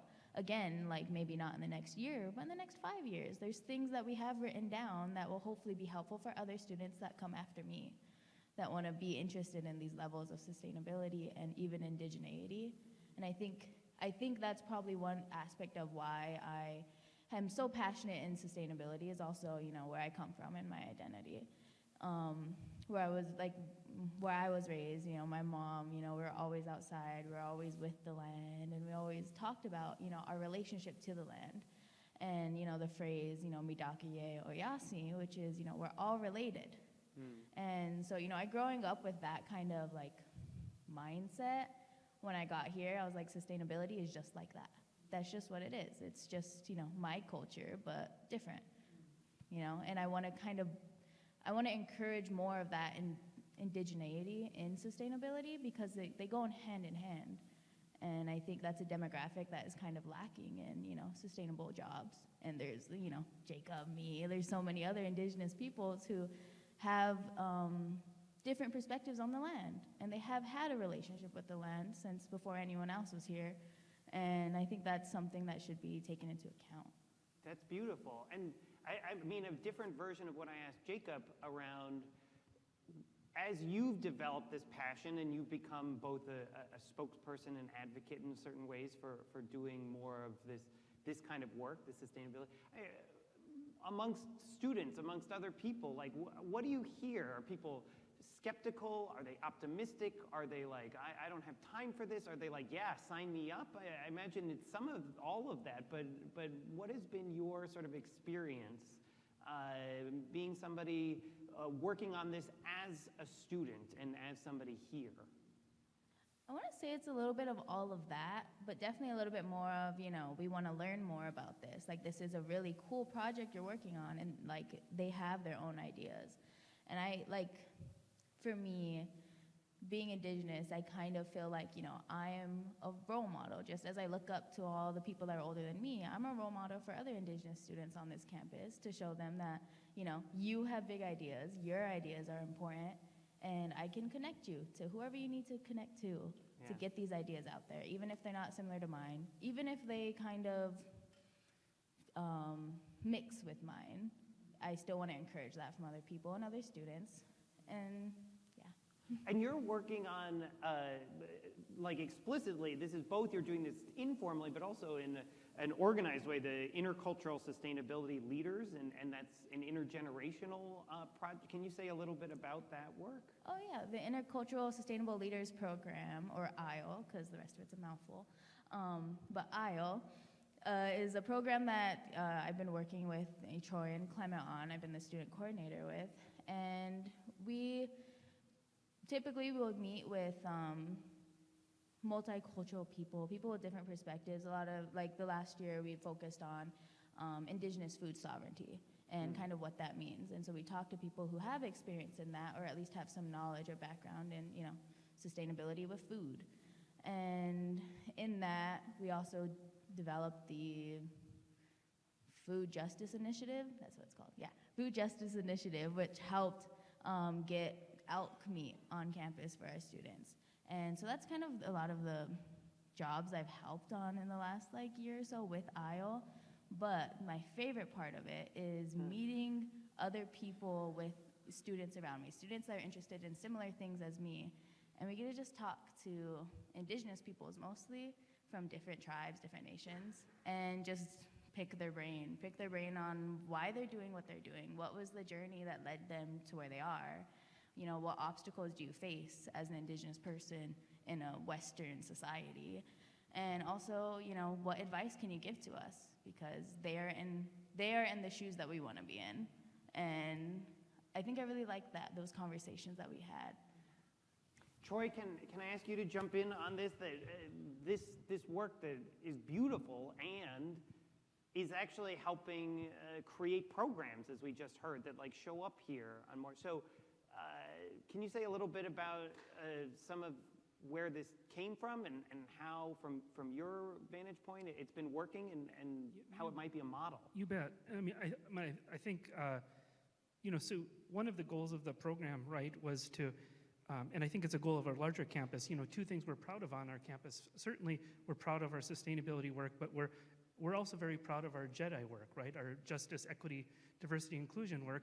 And so I think part of the goal of the campus is to be inclusive and to give space for everybody to be part of the dialogue, right? And so the Morris Intercultural Sustainability Leaders Program, right, as you beautifully described, was about seeing ourselves and others doing cool sustainability work. So there's lots of people who are doing amazing work across Minnesota and the upper Midwest. And part of it, too, is thinking that we didn't need to turn to leaders on the East Coast or West Coast to find examples of really cool people.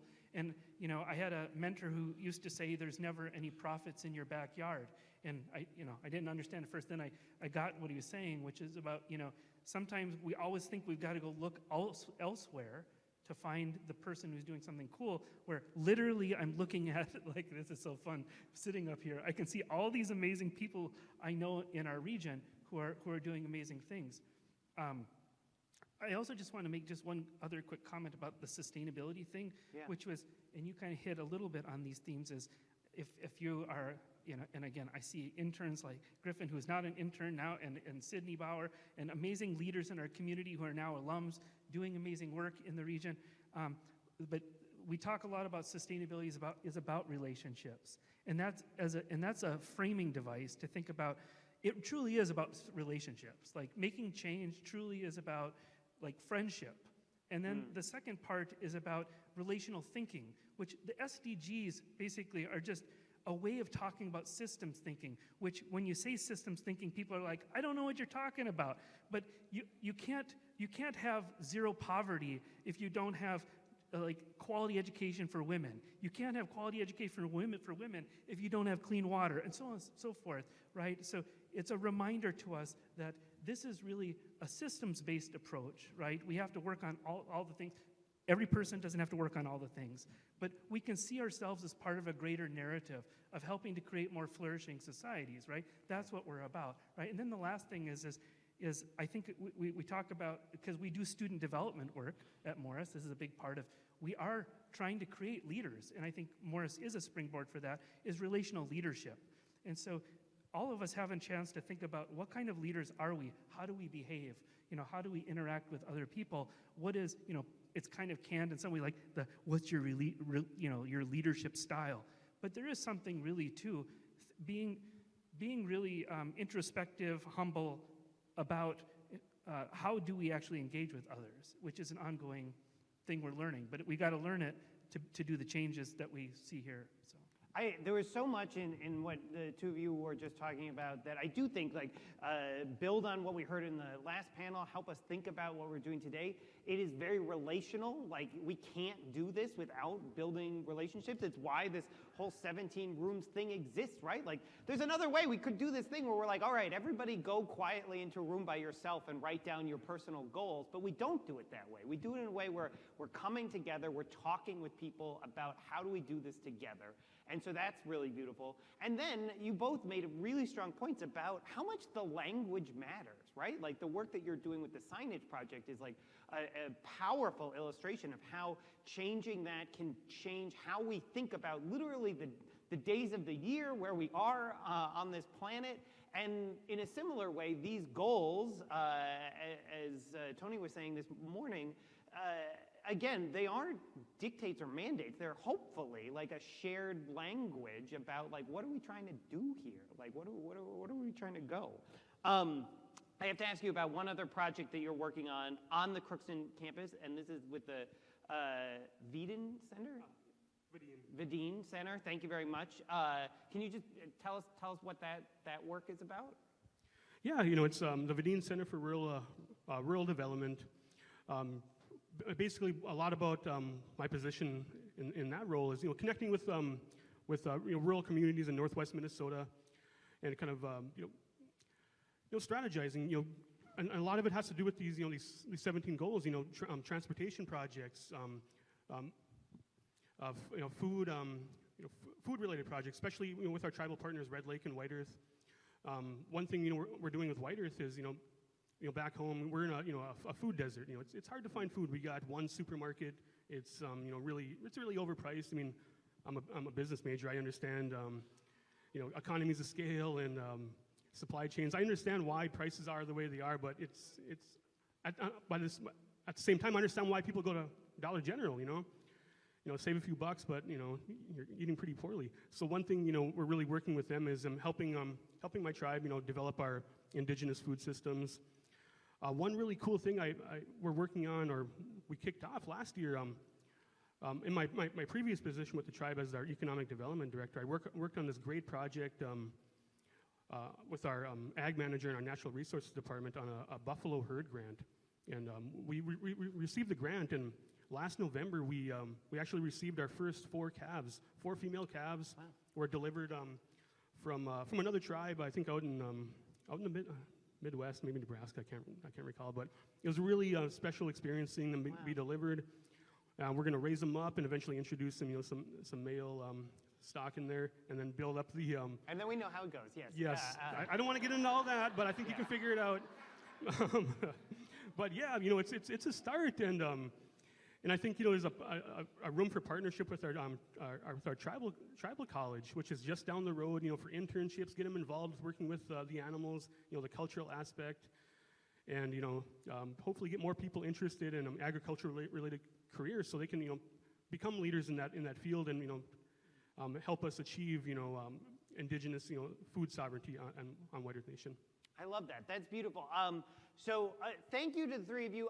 One more. I'm actually going to open it up again for us, for the audience, if folks want to ask question these folks. I know we did this before, but I think it's like a good practice, like to help us like sort of generate some questions. So if you want to, again, this time turn to the opposite person if you can, or turn around to somebody different behind you, and really like practice a question that you would like to ask of our things, because then I'm going to come back out into the room and I'm going to ask like, who has a question for this amazing panel that we've put together, and we will hopefully get a few more things out of this this wisdom that we have up here on stage. So on your mark, get set, turn to a partner. Ready, set, go.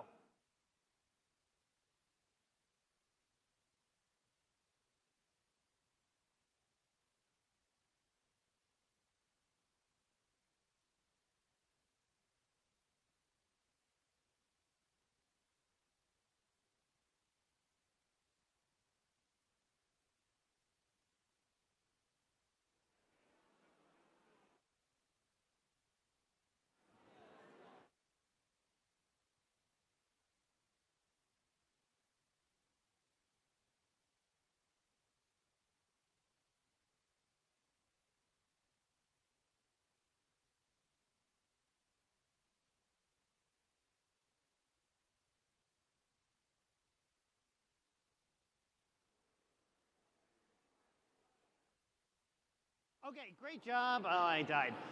Okay. Da-da-da-da. Good job. I'm coming down the steps. Ba-ba-ba. All right, just like before, if you've got a question you want to ask of this tremendous... Ooh, yeah, that's good. I mean, it's as hard as possible for me to get to, but that's okay. Do you mind helping me? Yes, thank you, thank you, thank you. Okay, great, great, great. Thank you. What's your question? Hello, I'm Jennifer Lumpkin. I am a sustainability intern working with and under Troy. For Paisley, you mentioned specifically Strawberry Harvest Moon. Is the next step of your project going to be starting to like actually plant these harvests and try to engage the community to harvest during these special harvest moons? Yeah, I love that.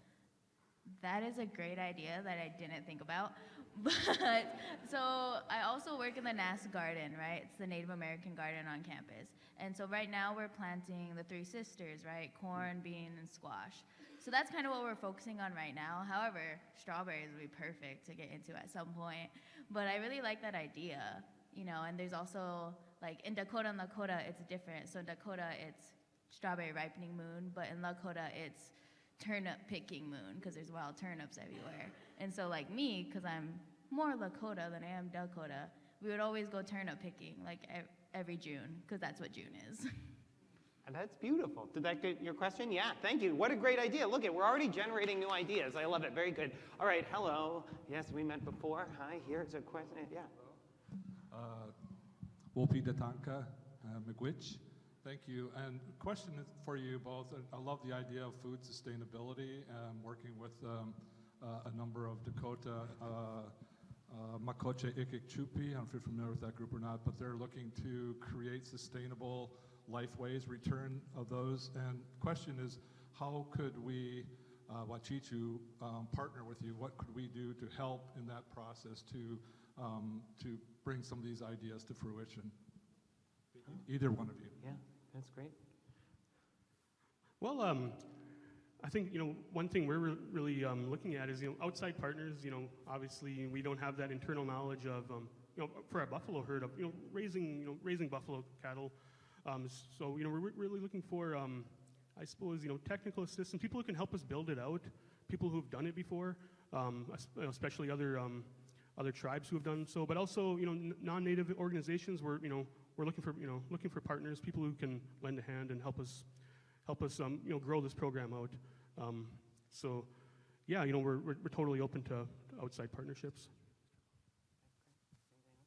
That's great. Do you want to add anything? Well, the first idea that I had, so when I think about, indigenous communities or reservations, a big problem is food insecurity. And, I think a big help in that would be, more community gardens, which are hard to do when you don't have the resources to do these things, or more affordable foods, or a grocery store at least. Where I'm from on the reservation in Pine Ridge, our biggest grocery store is probably about an hour and a half from where I live, you know, and so more access to, you know, helping us get more access to these, even if it's donating food to, you know, local communities. I think indigenous communities, you know, once we have the ground running underneath us, like we can go big. That's beautiful. That's great. Okay, I'm looking for, there's a few other questions, other hands. I'm coming back over to this side. Yes, thank you, thank you. I don't know. Troy, you mentioned that the electrical system at Morris campus is carbon neutral. Is that with the purchase of carbon offsets or without the purchase of carbon offsets? Yeah, thanks for the question. It's with carbon offsets. About 60% or more of our electricity comes from on-site renewables, but this is a little bit in the weeds and complicated, but essentially we overproduce electricity. So the 2 turbines produce 10 million kilowatt hours. We use as a campus 5 million kilowatt hours. The other 5 million kilowatt hours of electricity that the U of M wind turbines produce, we sell to the grid as green power.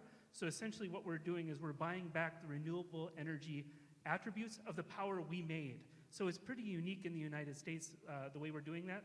And now we have a really big battery project going on where hopefully when you come back in a year and a half, we'll have a 1 megawatt flow battery here on campus, harvesting that electricity and putting in a battery.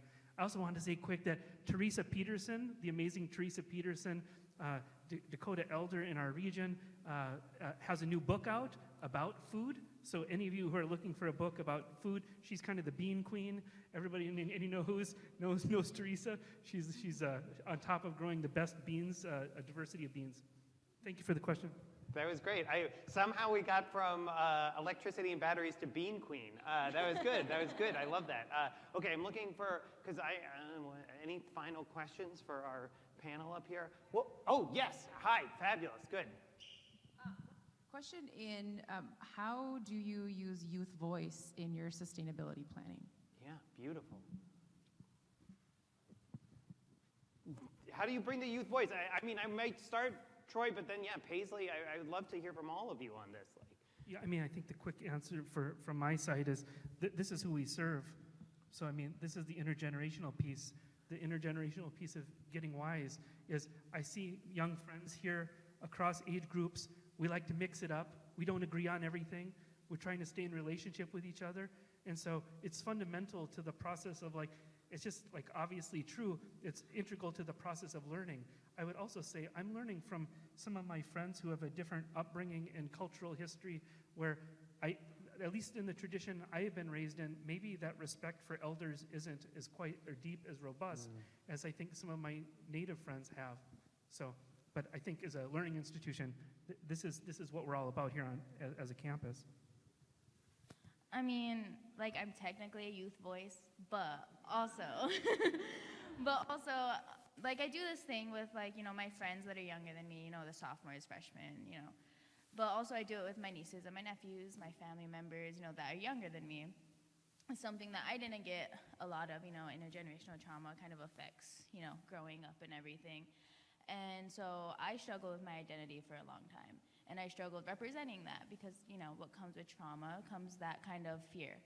And so what I find really helpful for at least my younger kids, specifically my family, but, younger kids in general, is just letting them speak, letting them talk out even if it's a goofy idea, encouraging that, because as Indigenous peoples, we get afraid to speak up sometimes. And so just letting them use that voice, and that can go for any younger kid too, anyone that because everyone has a voice, so anyone that has an idea should just feel at least that they're validating that idea, even if there's some things to change in it. I take a similar approach. For me, it starts at home. I have a 9-year-old son who, asks about the work that I do, and kind of tell him, things that I'm working on, why it's important. Most Native people, I got a lot of nephews, a lot of young people in the family, and again, same thing. You kind of let them know, why this work is important, and it's for them. It's for that next generation. Creating a better world for them, for them to inherit. And also at our tribal college, just like here in Morris, young people, man, they got a lot of really wonderful ideas. They're not they don't have all these preconceived notions about how things are done. They're just open to new ideas and making it happen. And so we really mix it up at our tribal college, And the way our curriculum is written, sustainability is written into every class.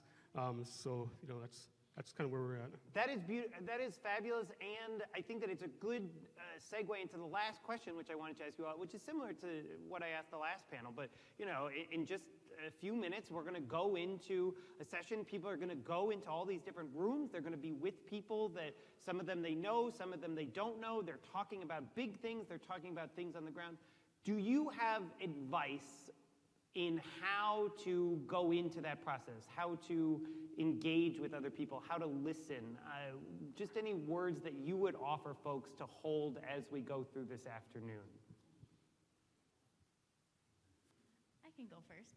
I think the one thing that, like, my mom taught me when I was younger, but you always do things in a good way, So when we're having these conversations, let's listen with an open heart and an open mind, and let's just converse. Let's talk to each other, and do this in a good way. If you have a criticism, say it in a good way. Don't, just speak your mind and let others speak their mind too, because we all have different perspectives. We all have a different story, and so whatever anyone has to say is valuable.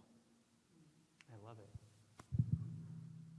Yeah, that's one thing we live by is doing everything in a good way.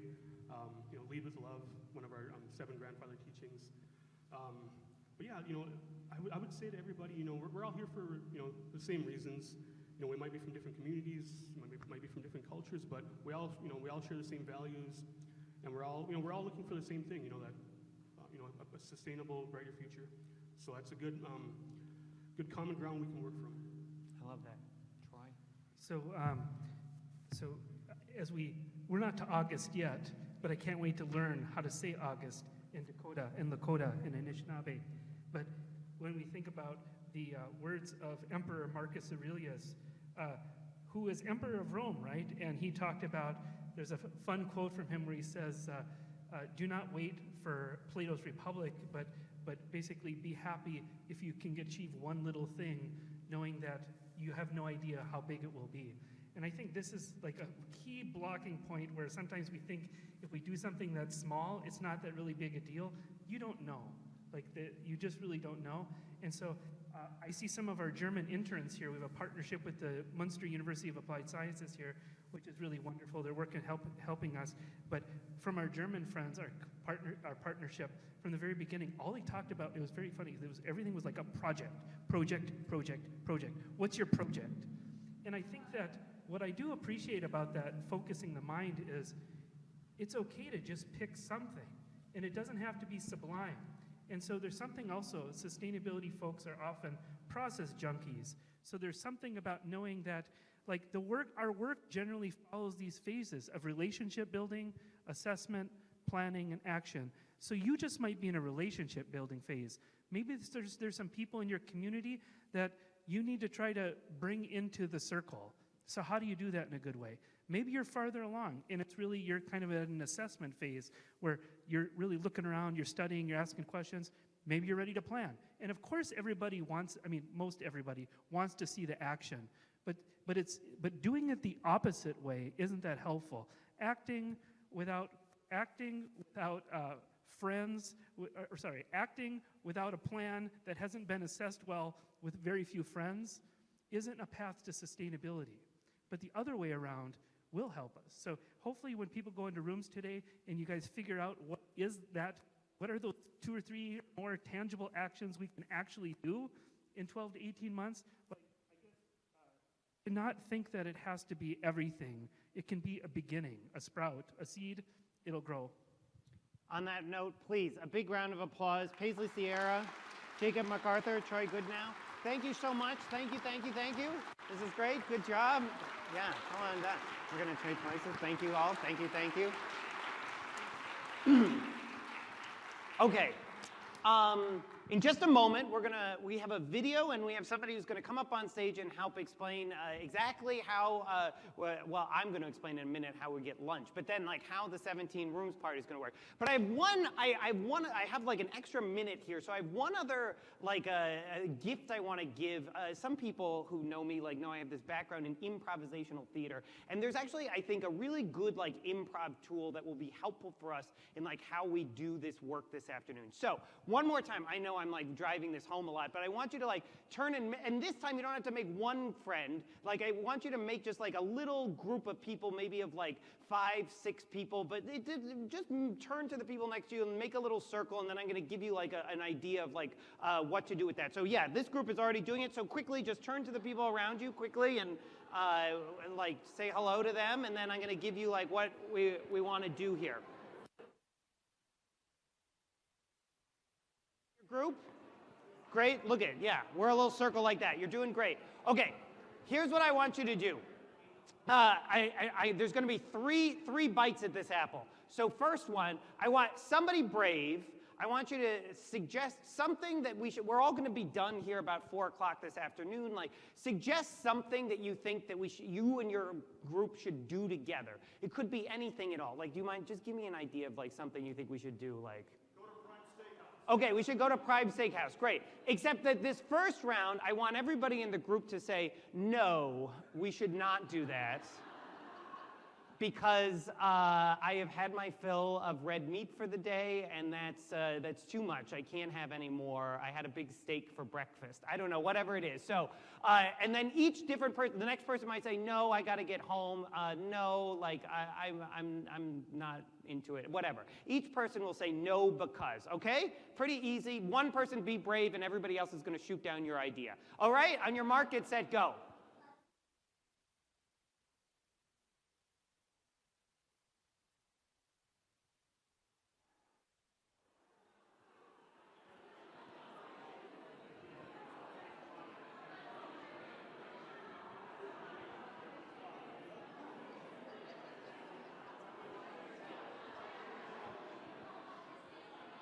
Okay, good job, yay! Give yourselves a round of applause for shooting each other's ideas out. Okay, very good. All right, round two of 3. Somebody new, somebody different in your group suggest a new idea that you think that we should all do when we're done. And it could be anything at all. Do you mind giving me an idea, something you think we should do when we're all done here today? We could, oh, this is gonna be terrible because I'm gonna shoot this down. I'm so sorry, forgive me, happy birthday. But what I need everybody to do in this is say yes, but to this idea. So yes, we should celebrate your birthday, but let's all do it separately. I don't know. I don't know, whatever it is. Everybody just say yes, but to this new idea that gets presented. Ready, set, go.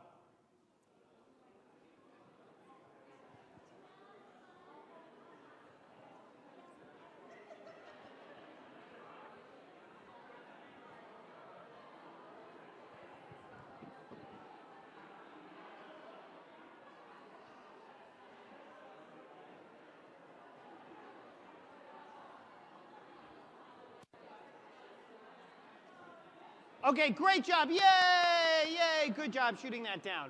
All right, okay, some people, anybody who's taken an improv class knows where I'm going with this, but I need one person to suggest a new idea, like the final third idea that you and your group are gonna do together. So do you mind giving me, like, what's something we should all do when we're done?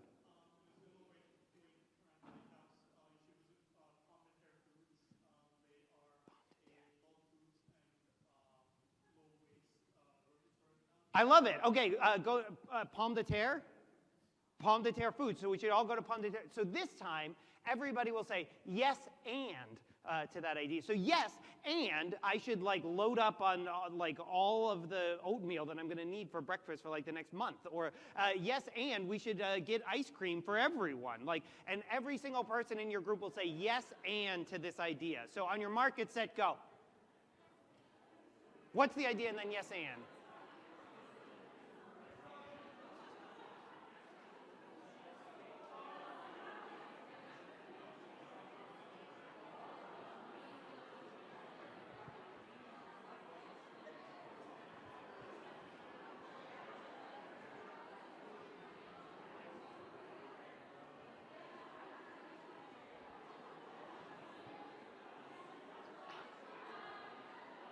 Okay, great job. Yay, give yourselves a round of applause. That's very nice. That's very good.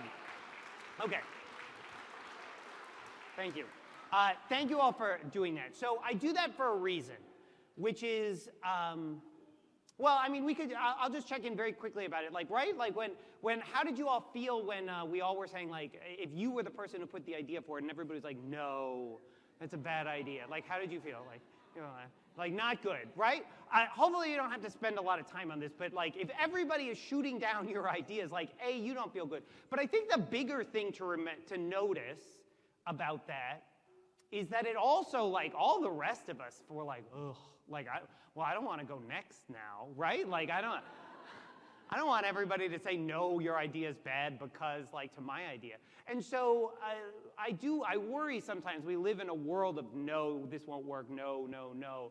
And while that might be true sometimes, like, just thinking about, like, the weight and the, like, how that pulls down what we're trying to do. What happened when we did yes, but? Like, what did that feel like? How did that go?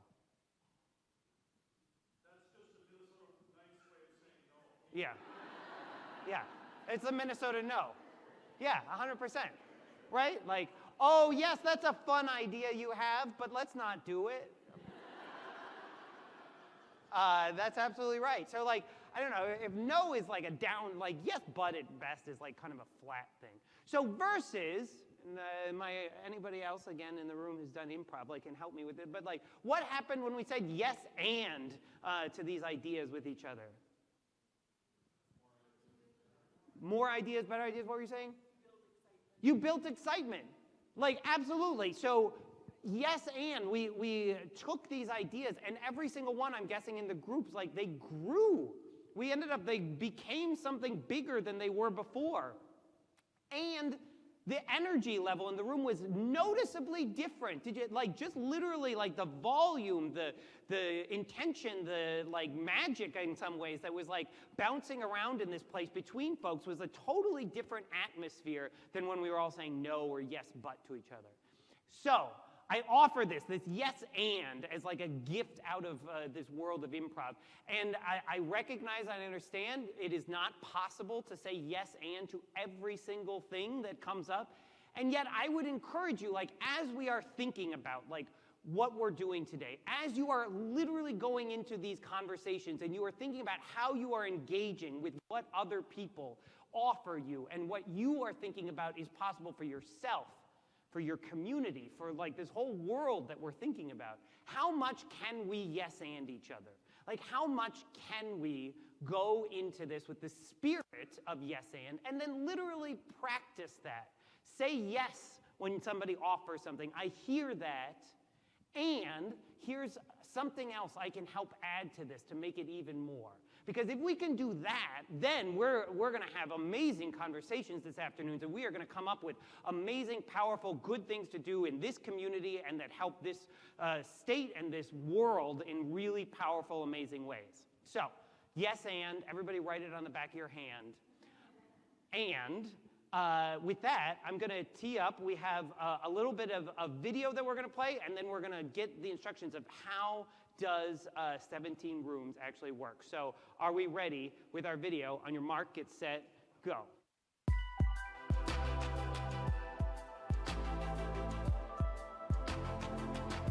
Big problems need big solutions, right? Well, not always. But they do need fresh approaches to help solve them.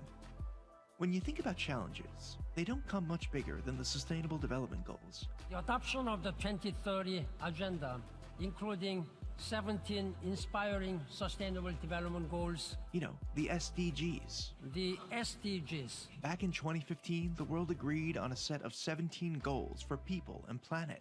Our aim is clear, our mission is possible, and our destination is in our sight.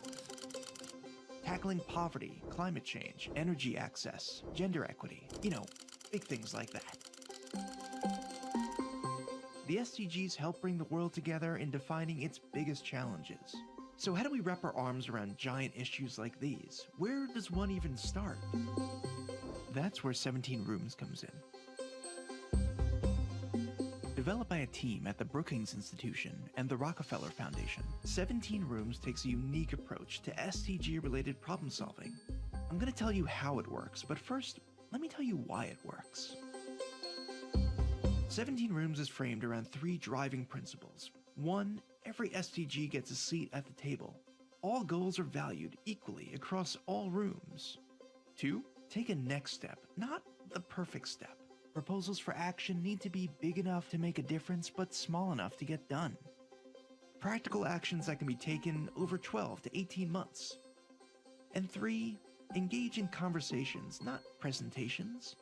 Frank, back-and-forth discussions are fertile ground for new insights.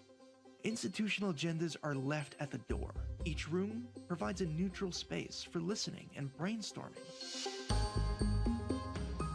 With these principles, participants can come up with concrete actions, novel insights, and build pragmatic communities to drive their own progress toward the Sustainable Development Goals. So how does it work? Let's look at the big picture for a second and break down the 17 Rooms flagship process in 3 steps. 1. One room or working group for every Sustainable Development Goal. Typically around 10 to 15 people per group with 2 leaders who guide the room's energy and focus. 2. Groups shape 1 to 3 specific, actionable next steps achievable over a 12 to 18 month time frame. 3. Rooms then report their findings, sharing their ideas and getting feedback from other rooms. Then each room presents their insights to the full 17 Rooms community. Organizers compile the plans and learnings and share them all in a report. Easy, right? Each year, 17 Rooms builds on the successes and lessons of the previous year. And each achievement gets us 1 step closer to meeting the UN Sustainable Development Goals.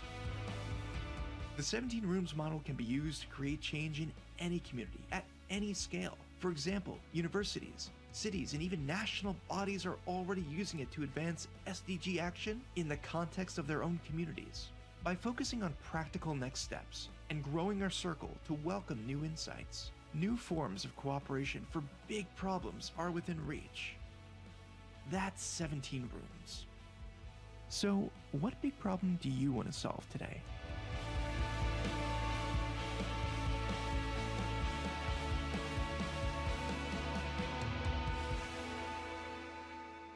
All right, well, please help me in welcoming to the stage he's a fellow for the Center for Sustainable Development at Brookings and a core part of the 17 Room teams at Brookings. Please, round of applause. Jacob Taylor, everybody.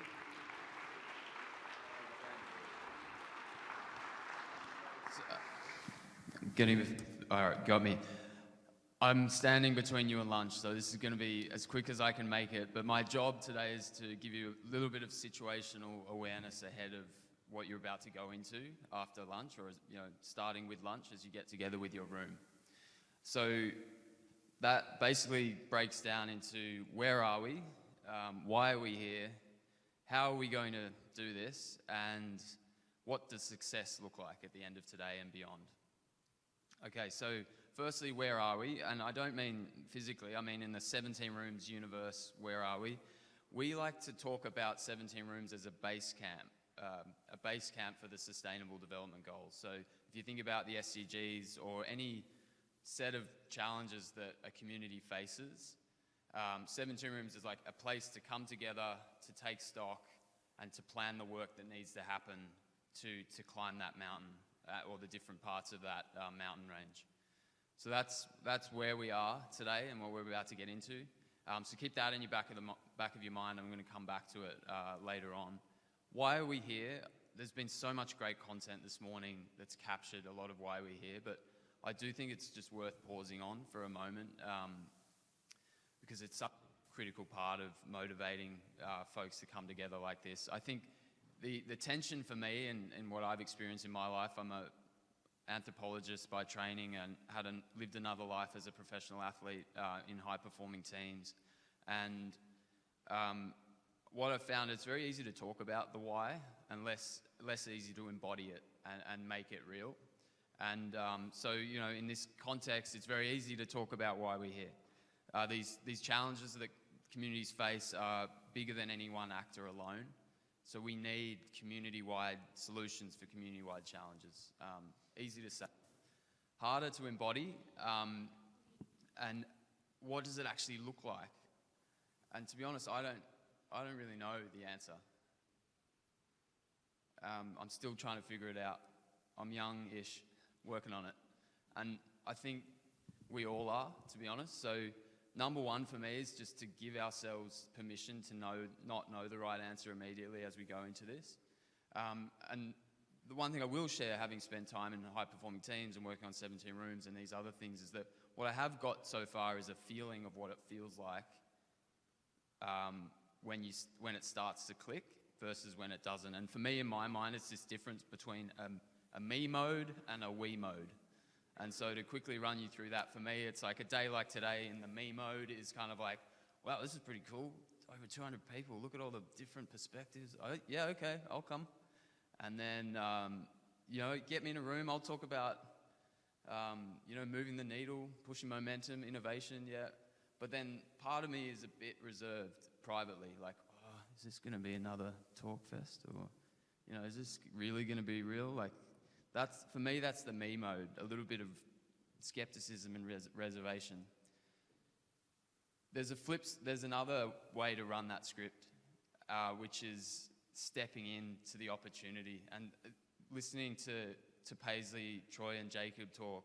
That spirit of openness and encouragement and love and saying yes and is really how I'd encourage you all to find your we mode today. Okay, and then a little bit on what ingredients we've got from here, and how this script's going to run and what success looks like. So I think, where are we with my notes? I think back to that mountain range metaphor. Today we're about to get lunch and we'll come together in our rooms, and then we've got 90 minutes to talk as a room about 1 to 3 practical actions we can take next year. And then we're going to cross-pollinate. You're going to go from your room, members of the room are going to go find one other room. Pick another room that you're interested in, that topic. And I'd encourage you to split up a little bit in your room. So if you have 10 people in your room, all go off and pick a different room for kind of spread. And then we're going to come back and have a fun final session where the members of each room are going to come back and get 60 seconds top line, the top pieces of information that everyone else needs to know about what went on. Sounds pretty simple.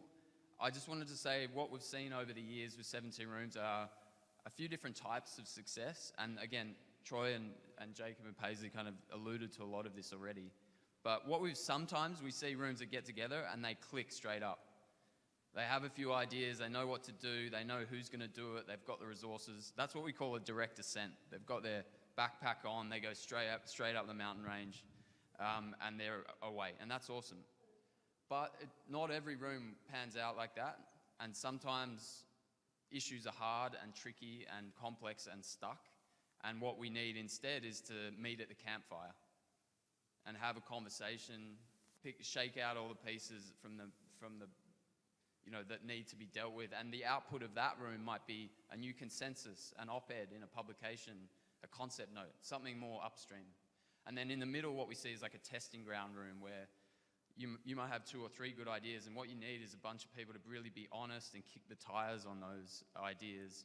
And then maybe your next round of conversation will be your direct descent when you're ready for it. Okay, so there are different types of success. I'd encourage you, co-leads in your room conversation, to spend time early getting to know everyone, but then think about how you're going to turn that brainstorm energy into landing the plane with a few actions that you all can kind of come together around. We're talking about critical mass for good ideas, not consensus for one idea. So if you've got a big group, you might even want to split up into subgroups to discuss those actions, just to get everyone an opportunity to talk and share their views. Folks, that's it. Quick summary. We're at base camp. Get in your we mode. We got a campfire, a testing ground, or a direct descent, and have a lot of fun today. I'm so excited to see what you come up with. Thank you. Big round of Jacob Taylor. That was great. All right, fabulous. Thank you. Okay. I promise, this is the last thing. But you care about this. This is how you get your lunch. Okay, so here's what we're gonna do. It's time for you all to grab lunch. So we've got lunches out in the hallway. And there's 4 different lunches available, and I believe you can take whichever one you want. Somebody nod at me. Yeah, okay, so you take a lunch, and then head to your room. So rooms 1 through 8 are in the Humanities Hall, which is straight out this way. Yeah, good, thank you. Yeah, they're straight out this way. So 1 through 8 are in the Humanities building, and then 9 through 17 are in Imholt. Did I do that right? Yeah, I practiced that. Imholt Hall, which is 9 through 17, which is more that way. Yeah, go down across the lawn that Anna talked about. Yeah, and enjoy the beautiful day outside a bit. If you get lost at any point, we've got volunteers and staff all over who will be able to point you to the right place. And I really can't, if you've been waiting and waiting, download the Hoover app. It's so good, and it will give you instructions, and it also will help you connect with other people who are here. So again, while you're maybe waiting in line, just go download the Hoover app, because that will have really good stuff for you as well. So once you're in the other buildings, you'll see signs in the hallway indicating where your room meeting is. We'd ask that you try and wrap up eating by about 12:30 so that your room discussions can begin about then, and you can start to outline the 1 to 3 actions that you want to work on over the next 12 to 18 months. At 2 p.m. sharp, 2 p.m., we are going to move into the cross-room exchange, which Jacob just talked about. Again, try and spread out, go to a different room, share a little bit about what your group talked about. And you'll get to hear and learn more from others. So the room leads will have some instructions at that. And so you'll get about 30 minutes of the cross-room discussion. And then at 2:30, we have a break. But by 2:55, we want everybody back here because we're going to start at 3 p.m. sharp. And we've got a whole show that we're going to do to present out what all of these different amazing things that we got in each of the rooms are. So please make sure that you are definitely back here by 2:55. Last piece that I will say, which is just a really nice fun note, is that almost everything that you're going to get from food in terms of your silverware, your boxes, all that, is all compostable.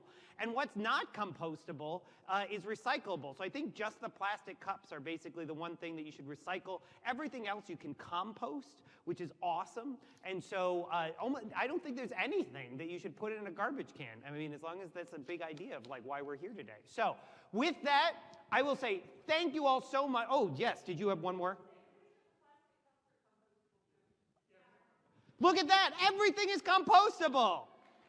The chancellor jumping in, that's great, thank you.